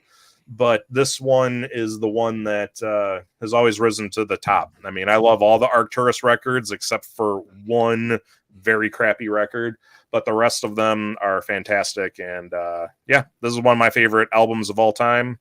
Definitely love to recommend this to people. So what's your crappy opinion, or not your crappy opinion? What is your it's a crappy opinion? What's your opinion on which is the crappier record? I'm curious. Sideshow Symphonies. I hate that record. Sideshow Symphonies. It's terrible. La Masquerade Infernal. I know that's like the one that one, other than the Chaos Path with Vortex singing on it, which is awesome.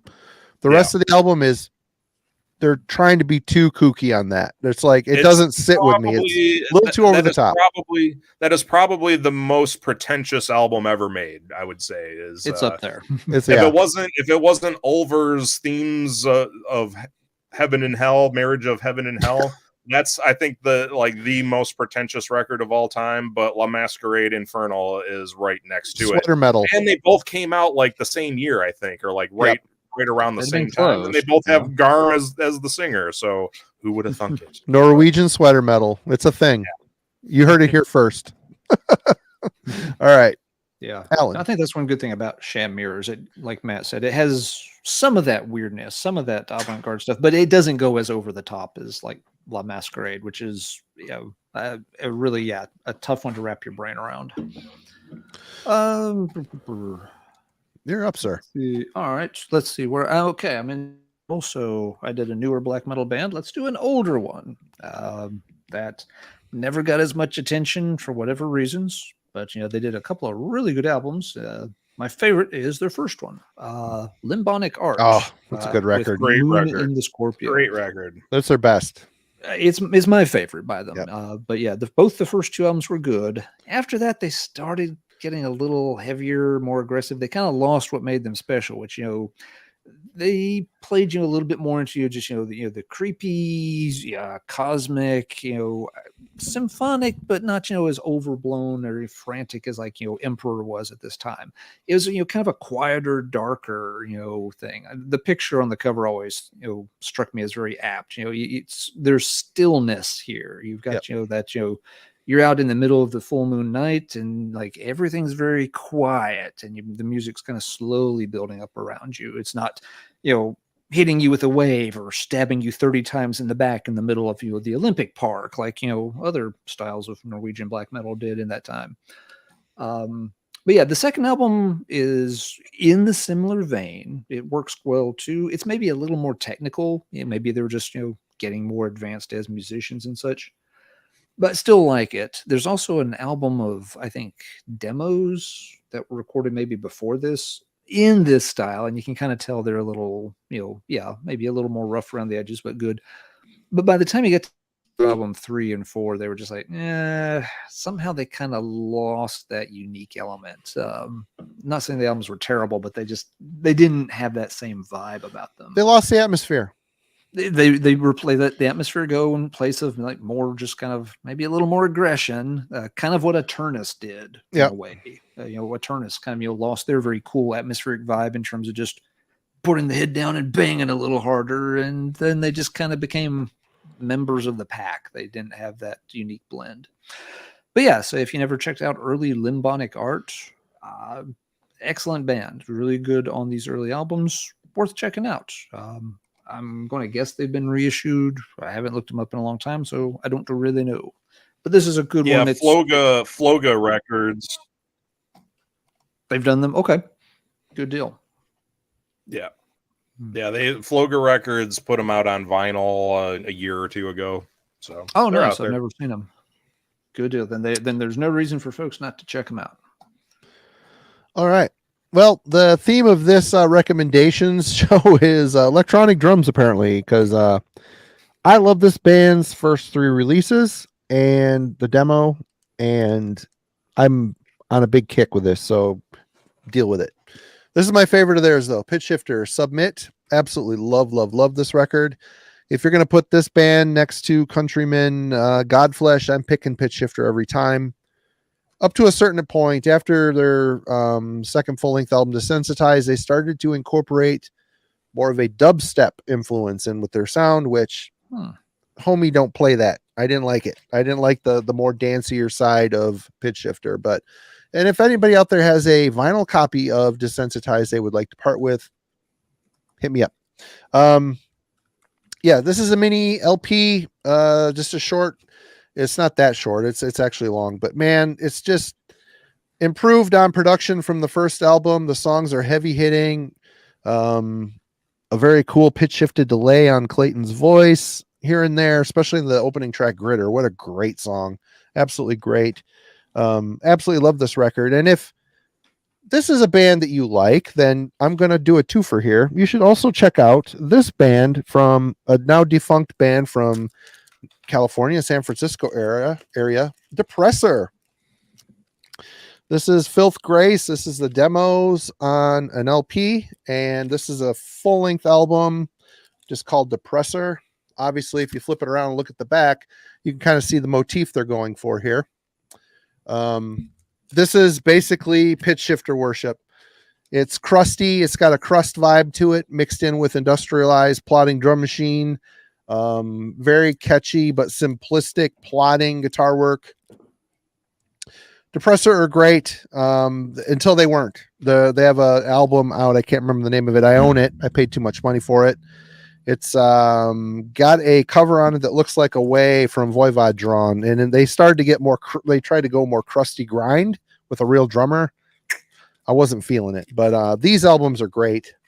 And I think the guitar player singer guy was also Kirk Hammett's assistant or guitar tech or one of those deals. I don't remember, which is kind of an interesting thought that a band like Depressor was involved in the Metallica camp. But anyway, this is really cool. Pitch shifter worshiping stuff. Check these out. So you got the Filth Grace demos and you've got the full length. Very good. After this, they kind of fall off.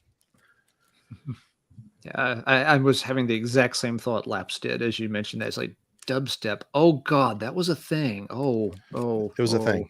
Yeah. Oh. It's just Well, funny they had seeing that him type one- it out because I was thinking the same thing. It's like, oh man, now I have to remember that.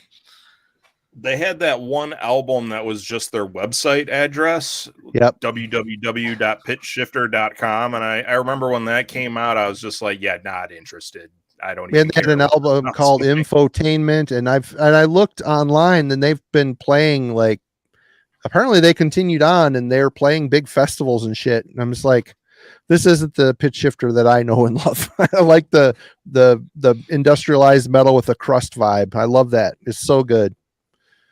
But Matt is back after his gerbil wheel internet took a shit. He's back. Yeah, my internet is not doing well tonight. I apologize. You're doing just fine.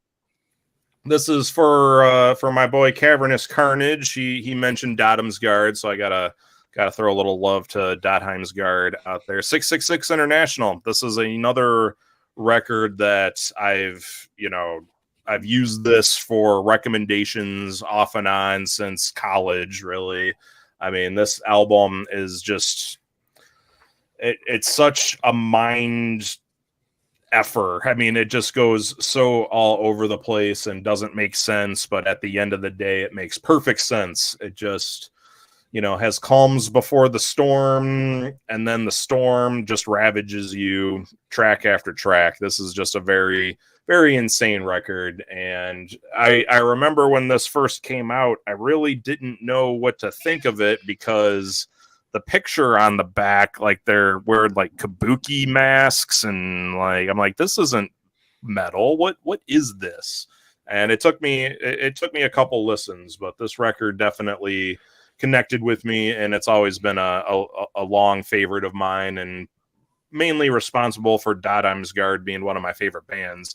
And this is just really great. I mean, I struggle to call this my favorite Dotham's Guard record now because the new album I think has topped it. I think Black Medium Current is the best thing Dotham's Guard has done. But this is good stuff. Good stuff. John, that's the funniest shit. We are here for Dotham's Guard. Dotham's Guard. Oh. We are here for Dotham's Guard. It's really funky stuff. It was. Well, that's it enough was of that, gentlemen. Jeez. Yeah, it is. I'm blaming John for that one. All right. I can laugh at him and be angry at him at the same time. Oh God, that was so bad. That was out of all the cartoons, that was the absolute worst. Terrible. Ugh. All right, let's get a sort of a traditional heavy metal old school recommendation here. This is one I used to recommend a lot to folks who enjoyed a lot of European metal, some getting into power metal territory, but they'd already heard, the basics of Halloween, Gamma Ray, Blind Guardian, Stratovarius. It's like, well, have you heard this band? I'm going to resurrect one of mine and Aaron's favorite terms for this. This is Jurgen metal through and through. So your Jurgen metal recommendation of the night is Attack out of Germany.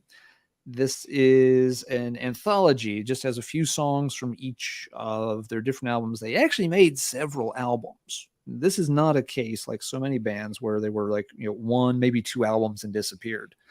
As mainly, there was one main guy, Ricky, I think it's like Ricky Van Helten. Yeah, I'm sure that's his real German name. Was, kind of the guy behind all these albums. Behind them was always maybe a little bit of a rotating cast. But if you liked any of that stuff I mentioned before, Manowar, Gamma Ray, Halloween, this fits into that whole roster so well. It's kind of amazing this band was not on the Noise roster. The only reason I can think that maybe they weren't is Ricky's vocals or grasp of English was always a little bit rougher than the average German vocalist. So he sounds fine as a singer, don't get me wrong. Just you lose a little bit more in the translation sometimes. And the other thing is, Walter tended to want bands that sounded a little different from each other. He really didn't want a stable of, copycat bands.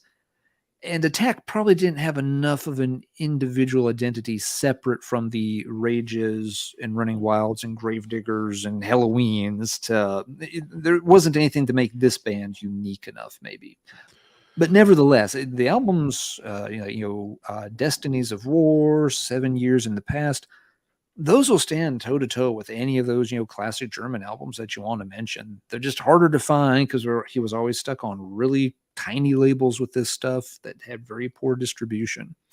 But the anthology, I picked this one just because it's a good place to start. You can hear a few songs from each of at least 4 of their different albums. Kind of get a feel for what they were like early, how it got a little better, a little more well-rounded later on. But yeah, absolute Jürgen metal pick for cool but unknown German classic metal from the late 80s into the early 90s. Should have gotten and been bigger, just never were on the right label, never got the right break. Definitely worth checking out, folks. What's Tim got there?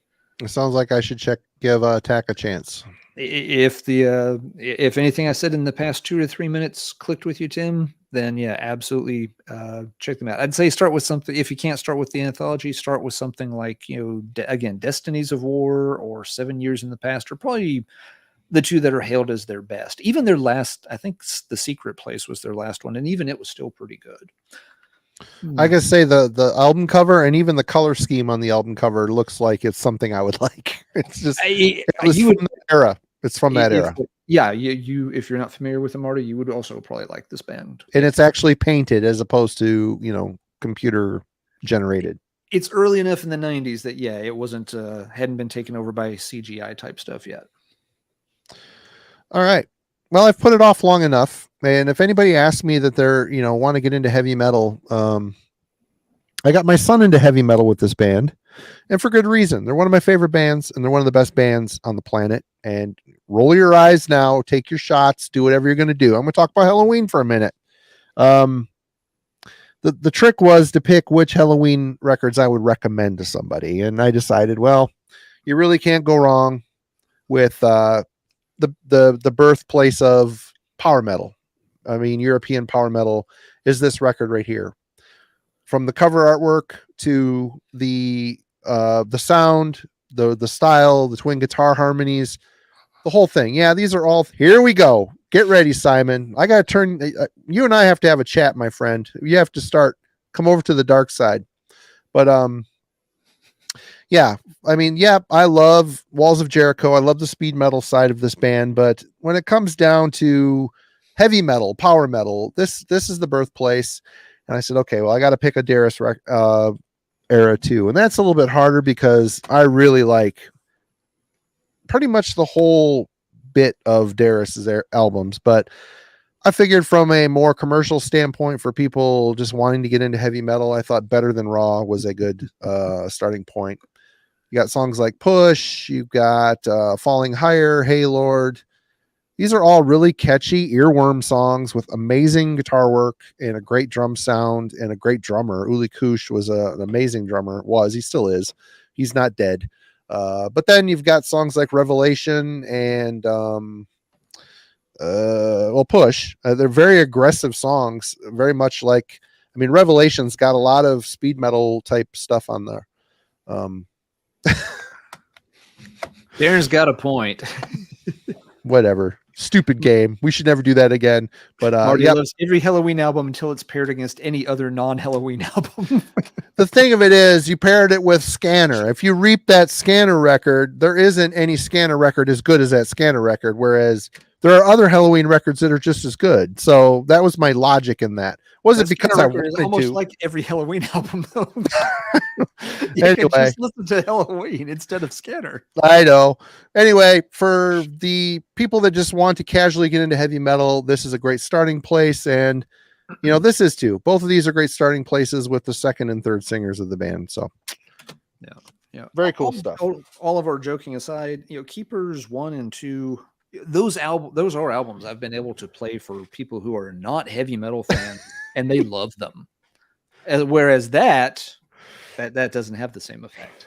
That kind of drives them back into the arms of Taylor Swift and Justin Bieber albums. Oh, all the crow he's going to eat when we hit 5,000 subscribers. You'd be like, I don't remember this being as good as it is. If I eat enough crow and get a tummy ache, do I not have to listen to it? No. Oh, well, I was hoping maybe I found a loophole. Yep. Yeah, but yeah, those Keeper albums really do resonate, even with some non-metal fans can listen to that and just be like, "This is really cool," and really dig it. And they may not ever buy another heavy metal album, in their life, but they like that one. All right, Matt.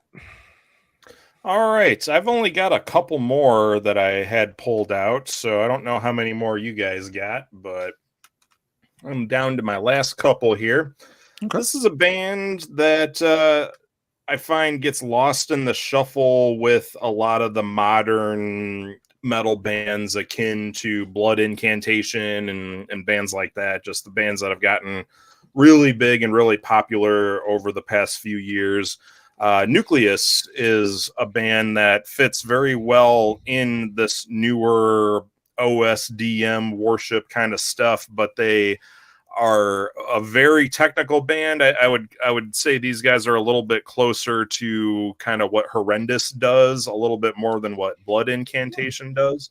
But this is just another band of that ilk that I think you could check out and thoroughly enjoy. I feel like they're a band that kind of worshipped at the altar of Voivod, but funneled it through Death's Human. And that kind of sets you up for what Nucleus sounds like. I mean, Voivod meets Death's Human. There you go. And, that kind of stuff seems to be, getting a lot bigger these days, but you never really hear anybody talk about Nucleus. They're another band on Unspeakable Acts that I think just doesn't get mentioned as much because it's a smaller label. They're not on Season of Mist, so they don't get the same kind of push that, the other guys do. But yeah, I mean, Nucleus, good stuff, especially if you like that really technical, weird, not even avant-garde, just weird song structure type stuff going on. So yeah, Nucleus. Have you guys ever heard this? I haven't, but it sounds interesting. I'm looking it up right now.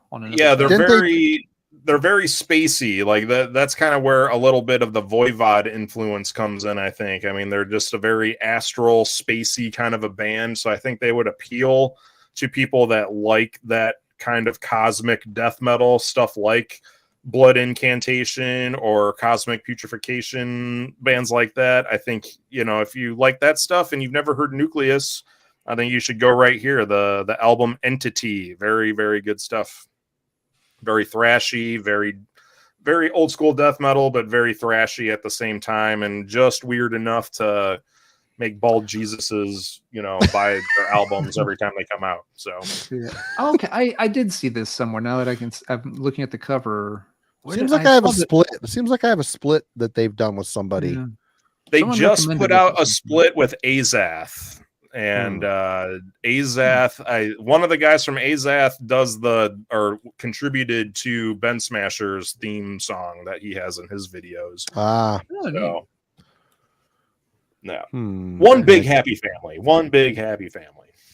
Oh yeah, I've got the split they did with Macabre, which is Mark Riddick's side project band. Oh yeah, I don't have that one. I have that split. Yep. All right, Alan. All right, let's see. So yeah, getting towards the bottom of the stack here. A newer sort of traditional metal band veering into a little bit of speed metal that I like to recommend to folks is Canada's Riot City. They definitely fall in that kind of new wave of traditional heavy metal umbrella, but they have a more modern sound somehow. They don't feel completely rooted, in older metal stereotypes. I don't know if it's the production's just very good, that the talent level's just there, but they had a great blend of power and speed. Neither one's taking over. While you can see where they're coming from, worshiping a lot of that early and mid 80s stuff, this doesn't feel retro the way a lot of other bands do. You feel like, this is a band actually making modern music that's meant to be heard in a modern context, and they do it incredibly well. Yeah, this is their first album. The second album came out last year. They changed vocalists, and actually it didn't hurt them a bit. They found another similar singer and just kind of kept going from strength to strength. There's a ton of bands, in this, particular little corner of the underground that are all, have, the kind of, retro names and retro logos and, very old school looking, cover art things. This is one not to overlook, though. This is really one that's worth taking the time and playing a few tracks and checking out, because they're doing it so much better than a lot of the other bands in this style are. I like a lot of bands in this sound, but a lot of them, you kind of play it a few times, you quickly know exactly what they're doing, and they're doing it good, but you're not going to revisit it very much. These guys get a lot of repeat plays. They're right there on the cutting edge of that particular style of metal. So yes, if you've missed Canada's Riot City, if you just thought the name was too cheesy, or the fact that yes, they keep putting robotic animals on the cover of their albums and that's lame, give them a chance. If you like anything like Agent Steel or any of that kind of early mid 80s power speed, you'll be glad you did. Do they have a robot duck album cover? Because I feel like not yet. That will be the real test. Like they need one. That will be the real test. If they can make a top-notch album with a robotic duck on the cover, Riot City will truly be stronger than ever. They'll name the album Aflac. Stronger than ever. Yeah. Can you dig it? Can you dig it? Would you dig Digger. it? If Yeah, Digger. Everybody knows what I did there, I hope. Yes. All right. Marty, getting to the bottom of the barrel. What's something else you've got that you want to make sure we recommend tonight? I can go through. I picked more than I should have, I guess. You know what? Let's go this route. Recommended Manila Road a bunch, and I figured this time I'd come back and recommend Manila Road records that people normally don't recommend. I have two here that are personal favorites. This first one is the one that got me into Manila Road. Jeff Wagner got me into Manila Road with his mixtape that he made me. But this record came to me as a promo CD for Worm Gear. Their comeback album, Atlantis Rising. This is a High Roller Records pressing with a different cover. Same premise, but different cover than the original artwork. But this record blew me away. Manila Road still sounds like Manila Road here, just with a better production and a little bit more modern sound, a little bit more modern take on the Manila Road formula, if you will. Shelton sings some on this record. He's the grizzled wizard sounding vocals on here. Brian Hellroadie Patrick is he was a roadie for the band, friends of the band, end up singing for the band to help out. Mark blew out his voice doing one of the albums. I can't remember which one he said it was, but he blew up his vocals. So Brian came on to fill in the gap, and he sounds like a younger Mark Shelton in a lot of ways. He's very comparable. And there's another guy that sings on here too for a minute for one song, but this record rules. It's heavy as hell. It sounds like Manila Road. The solos are epic and just go on and on. It's just so good. I love this album. And I also want to recommend this album that came after it, I believe, Gates of Fire. Yep, that sounds right. This is another truly great modern day comeback Manila Road record. The production is fantastic because some of the later albums after this, Mark started recording in his basement, and it just they don't sound as good. But this has got a good full production. I mean, the whole thing rules. Rome is the only song that kind of bugs me a little bit, but other than that, there's a great vibe on here. The ballad has Shelton singing on it. Which song is it? Can't remember the damn name. See, when I listen to these albums, I don't. Oh, Behind the Veil. It's Behind the Veil. Very, very passionate, emotive song. Great cover. I mean, these albums rule. Pretty much all Manila Road is great. There's some songs here and there that, aren't great. A couple albums here and there that aren't perfect, but yep. Should I keep going? Are you guys out? I've got a couple more I can show. Okay. Matt, I've do you got have a any couple more?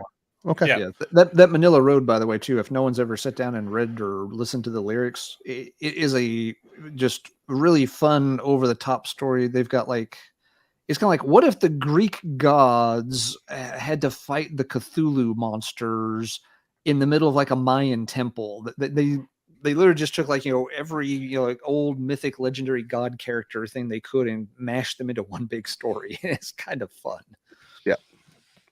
With Manila Road, I kind of feel like if you've never heard them before, you could literally just throw a dart at their discography. Whatever that dart hits, listen to it. You're gonna like it. I mean, they don't. If you're into that style, for sure. Yeah, As long as it doesn't hit Circus Maximus. Circus Maximus is a turd. That's the only one I don't own on vinyl. Courts of Chaos is a rough listen to, but yeah, that grew on me. Courts of Chaos. That's another one where the drummer said, "I'm going to program drums for this one," and you're like, "Why?" The drum programming is one thing. The keyboard playing is what really sinks that to a lower level. I still like that record though. There's some good songs on it. I'm gonna have to listen to that one again. It's been a while since I've heard that. I usually stick to the like Crystal Logic and Mystification and the Deluge, the earlier records. Yep. But oh yeah, they're classics. I mean, they're just great. So last one that I had pulled, I can go pull a couple more if you guys wanted to go through the rest of your stack, but this is the last one that I pulled out. I was going to torture everyone. 5 more, but I can run them through in 1 or 2 if you want it, however you want to do it. Well, I was going to torture everybody and go on and on and on about Ulver's Perdition City, but I feel like I've done that like a million times. So, Ulver, Perdition City, you should listen to it because it rules. But the last main one that I pulled out, this is a album artist synonymous with the Dungeon Synth movement who kind of lost his way as time went on, but he had one record right in the middle of his career that has always been my favorite, and that is The Smell of Rain by Mortis, however you want to pronounce it. There's just something about this record that always stuck with me, and he has never done anything else that has sounded anywhere close to this. Say what you will about Dungeon Synth. I am a big Dungeon Synth fan, but even I get a little tired of it sometimes because, I mean, how much can you do with the Casio keyboard, especially when everybody and their grandmother can do the exact same thing? They use the same plugins. They use the same. It's all, yeah. Yeah, it's all the same shit. So, for you to really impress me with Dungeon Synth, you have to really be doing something a little bit different. But at the time when Mortis started doing this stuff, there wasn't really that, nobody popular was really doing that style of music. And he carved out a niche that, grew and took on a life of its own. But there came a point in time where he was done with it. He needed to shut the door on that period of his life, and, I can kind of relate to that a little bit. And he came out with The Smell of Rain, which really pissed off the entire fan base, really. Most people did not like this record when it came out. I happen to love it. It's still my favorite Mortis album out of all of them. It rests very comfortably in between Dungeon Synth and what he did later with his really crappy industrial metal stuff. This is just a very dark, catchy record. It comes across as kind of like a dark wave album in a way. It just has a lot of Depeche Mode isms to it without sounding like Depeche Mode. It just has, a lot more synth work going on, much more of a song structure, actual songs on the record, and every song flows into the next one. And this is a record that I have put on, and people won't know what music I'm playing. That happens very often here at here at my house, but every time I've put this on, people have always been like, "What is this? This is really good." And I'm like, "Oh, this is Mortis, the guy with the cod piece and the dick nose." And they're like, "What? What are you talking about?" And then I have to explain Mortis to people, and then I lose them completely. But those of you who know already who Mortis is, this is an album that's very easy to forget about and overlook because it's not one of his classic Dungeon Synth records. And it's never really been repressed. I mean, he had a really bad, contentious relationship with Earache Records, and who didn't? Who didn't, right? Yeah. But I mean, and I'm kind of shocked that Earache Records hasn't repressed any of the Mortis albums that they put out. This is one of his strongest ones. I mean, I'm sure you can find it out there. I don't know how much it really is. This is my OG copy of it. I have worn it completely out, but it still works. And it's one of my favorites. It's just a very dark record. I put this up there with the one that I showed earlier at the start of this episode when I was talking about Frontline Assembly's Implode. This is just another good example of really dark, catchy, electronic-based music that I think would appeal to the metalhead inside of all of us that maybe gets a little tired of the guitar riff every once in a while. You want to hear something else that's really dark, takes you to a dark place, takes your brain to a very weird place. Listen to Frontline Assembly, listen to The Smell of Rain by Mortis, and I think you would like it. I mean, it's a very catchy record, and it pains me that he's never returned to this style. I mean, after this, he started doing industrial metal, and it wasn't terrible, but it wasn't great either. This is his final great record that he did, and this came out in 2001. It very much sounds like a 2001 electronic record, but that adds to its charm as well. So that is where I leave you with my picks of dark music, heavy music, not really heavy, but it's dark enough for the heavy metallurgists in all of us, I think. So check out a little Smell of Rain. If you would, please and thank you. I think it's pretty cool how he committed to the bit. I mean, when he got back to Emperor and he did a couple songs on that, when they did that early material, the concert, where he just played one string on the bass, like he still knew how to play the bass, like just kind of pretending. But he had the ears and the shit on. He came out as Mortis. I thought that was pretty cool. Commit to the bit. Alan, I don't know, Marty. You know what they say? You never go full troll. True. All right. One oldie but goodie to wrap up here with then is Heathen's second album, Victims of Deception. That's a good record. Yeah, it's a good record. Really good record. Is it as good as this? Is it as good as this though? I mean, yeah, yes, it is. Come on, much better. Not even in the same zip code, hemisphere, ballpark, galaxy, or solar system. Heathen. I think folks maybe know the first album, Breaking the Silence, more for whatever reason, and that's a good album too. So I got a lot of cool songs on it. This one's, in my opinion, is a step up. This album is kind of their version of Master of Puppets. Someone has described it to me that way on a previous stream. It's like, that actually makes a lot of sense. The topical material is more mature.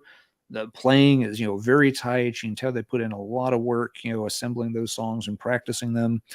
And it has that feel of, a later 80s thrash album where it's got, a little more, social consciousness, a little more commentary, things to talk about. It's not just skateboards, and flipped up hats and pizza and, that kind of stuff. He then didn't get a chance to follow it up until, much more recent times. They were, another one of those, classic bands on the scene, but a little late to the party in terms of getting a record contract. So by the time this was out, as good as it was was lost in a sea of, much weaker thrash albums vying for attention. And you already had more extreme forms of metal, really starting to steal the spotlight a little bit and grabbing attention of folks who are like, yeah, thrash has been around for a while. I think I'm more interested in checking out, that, what's that, Death and this Carcass band and stuff like that. But yeah, if you like, the classic Bay Area thrash sound and you just never check these guys out, both the first two albums are worth a listen. I think, this one in particular is just a real gem, one of those lost albums. And another one that, funnily enough, I've been able to, even back in the day, I could play this for around folks that were not metalheads at all, and they would kind of latch onto it. They'd be like, that's actually pretty cool. I kind of like this, and then they'd sit, I'd have to run off a copy for them on a blank TDK, and, they'd sit and respin it a few times. They didn't follow it up. I'm not saying they became, all, chains and leather forever or anything, but they would sit, and, kind of study this record and play it back over and over, and would get into it, even if it was the only thrash album they ever heard, besides, Metallica, of course. So, yep, I'll wrap up with Heathen and pass it over to Marty to see what he wants to wrap up with. I'm going to blast through the last bit here. We're going to do a double shot of Norway. We're still rolling with Norway here. Big footprint on the show tonight, of course. And this is no surprise I'm showing this. This is one of my favorite Norwegian black metal records. And it was just recently reissued by Nuclear War Now and Full Moon Productions. Again, Shall Be by Hades. Their debut full length. Nuclear, if you guys have this and Dawn of the Dying Sun were just reissued by Nuclear War Now and Full Moon Productions. They did an amazing job on the represses. The vinyl sounds great.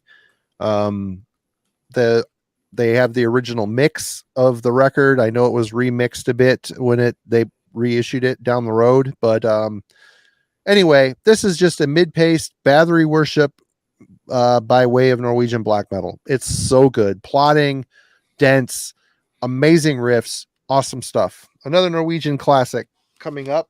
I've talked about this a bunch. We're probably going to do an album club on it one of these days, but Eternus, Beyond the Wandering Moon. This album is another Norwegian classic in my eyes. Everybody calls this band black metal.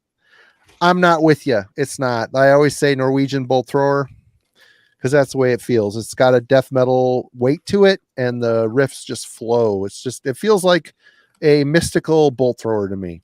Great band. I guess they are reuniting with Raven, the lady bass player, and the original guitar player for some anniversary shows in Norway, I believe. So that's kind of cool. Greek black metal. Let's talk about that. Everybody rants and raves about this band's early works, which are classic, no doubt about it.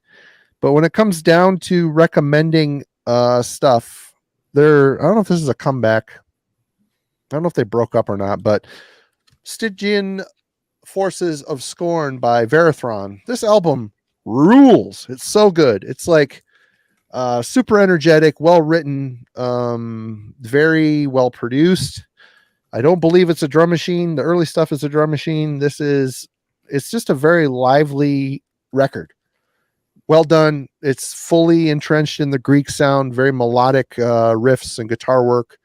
And Necro Abyssos's vocals are sick. Really great record. Two more. Finnish band. And when it comes to Carcass Worship, this album was the end boss of Carcass Worship in my eyes. Disgrace, Grey Misery. I absolutely love this record. It has a crusty, energetic vibe to it. These guys this come out on Modern Primitive.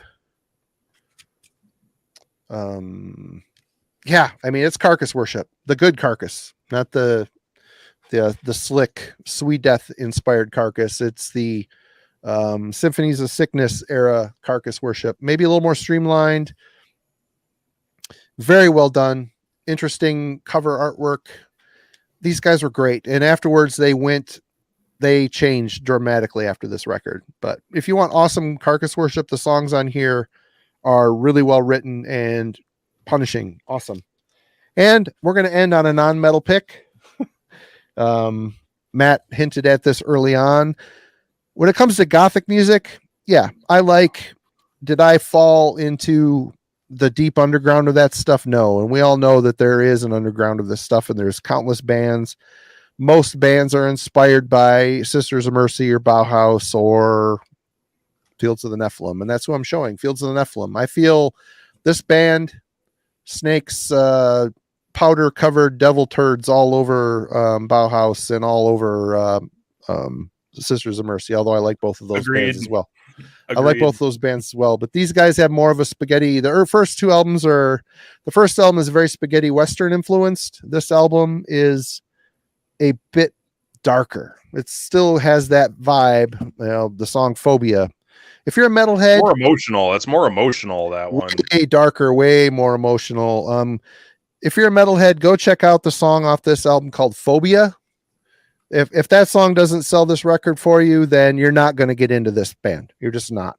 After this album, they put out Elysium, which goes further into the goth vibe. They kind of lose the spaghetti Western dark guitar stuff, go more ethereal. There's still guitar stuff on it, but way more depressive and ethereal and dreamy. And then after that, they break up, big turmoil. I'm not going to go through the whole history of the band, but they kind of swung back around to more of a metalized goth vibe after a solo project and some member changes and stuff. But this record is a classic, absolute classic. Another song on here that's amazing is called Celebrate. It's basically just a singular acoustic guitar line with Carl McCoy singing very desperately and sadly over it. It seems the minimalism really works in this case. The rest of the record is so dense. Of course, you got Last Exit for the Losses on this one. Am I right? Yes. Mm-hmm. Yep. Classic record. God, this is the end boss of Gothic music right here. Fields of the Nephilim from England. Cadaverous Carnage, get on the stick. You bastard. Check it out. That's it. That's all I have. So yes. Good list of stuff. Yeah, we covered some ground and we did it under our normal time, which is fine. And it's not sugar. Go look at them live. Their slickers and their glacier glasses and their dusters are all covered in it's either lime or powder. I don't know what it is. Probably baby powder. Probably, yeah. Yep. But yeah, lots of good stuff there to check out. Some of them are ones we've talked about before, but maybe they slipped your mind or you just can't get around to them. Some of them are new recommendations that I don't think we have talked about very much before. So hopefully gives everybody a chance to go check out some new stuff. I know I've got a few things that Matt and Marty have mentioned bookmarked over here that I'll be looking at this weekend. So that's part of the fun of it. That's why we're here to it's cocaine. Talk about music we love and also, hopefully help other people find cool stuff that they like as well. Right. They did, they did run into some problems. As one reason they gave up that look relatively fast was they would get questioned a little too often about what that substance might be. People thinking it might be that. So they're like, yeah, maybe we should back sweet, off on that delicious nose clams, as, booger sugar. as they call it on It's Always Sunny in Philadelphia. Nose clam. Yeah, God of Grind. Glad you joined us. Sorry you kind of hopped on as we were starting to wrap up, but you can certainly catch us anytime this weekend on the Rewind. Matt, thank you so much for sort of coming out of your semi-retirement, and thanks for having me on, guys. And just because the dark path is dead doesn't mean I am. I'm still around. I'm always here to talk to you guys, and hopefully you'll have me back on when we finally get to a deep dive of this album. I am so there's going to be when we hit the 5,000 mark, we're going to do a stream of the whole thing and sit here and hold Alan's hand and his hair back so when he pukes it doesn't get in his hair. It's going to be amazing. I figure I'll just babble. Marty will be the one sitting there going like there, and Matt will be like the crazy old grandma sitting in the corner of the rocking chair just going for 56 minutes straight. It'll be a thing. It'll be a thing. Well, awesome. Thanks everybody for hanging out with us tonight too in the chat. Lots of good comments and chattering back and forth as always. We've got a lot of cool folks that come and hang out with us on Friday nights, and we do appreciate it quite a bit. We know you could do lots of other things with your time. We're glad that you choose to spend a few hours hanging out here with us. And speaking of doing other things with your time, after you get out of here, Jeff over at Gas Masks and Hand Grenades is live right now. He's doing a Catacombs of Depravity stream, Eerie Observations #3. It's got Tom from Sin Arcadia Productions, Phil from Chromium Dioxide. Looks like Dennis and Eli are all on there. I think they're talking about horror movies. I don't know for sure, but definitely jump over to Gas Masks and Hand Grenades and check out that stream. Give them some love. And Matt, you rule, sir. Do not hang up. We're going to chat afterwards for a minute. And everybody, thank you. You rule. And anybody that's bought a shirt, supported the channel, subscribed, told your friends about it, we appreciate you. Thank you so much. And until next week, have a good one. Have some good content as well. You've got what's your album club for Wednesday? If folks want to check it out, Marty. Abigor's Nacht Hymnen from the Twilight Kingdom or whatever. Yeah, classic early Abigor. Yep. And classic Austrian and black metal. Yep. Next Friday night, Pat from Ground Zero Salem should be joining us. We had to reschedule this one, but Pat's now ready, and we'll be talking some Tin Lizzy for everybody. Working our way through their entire discography with Pat.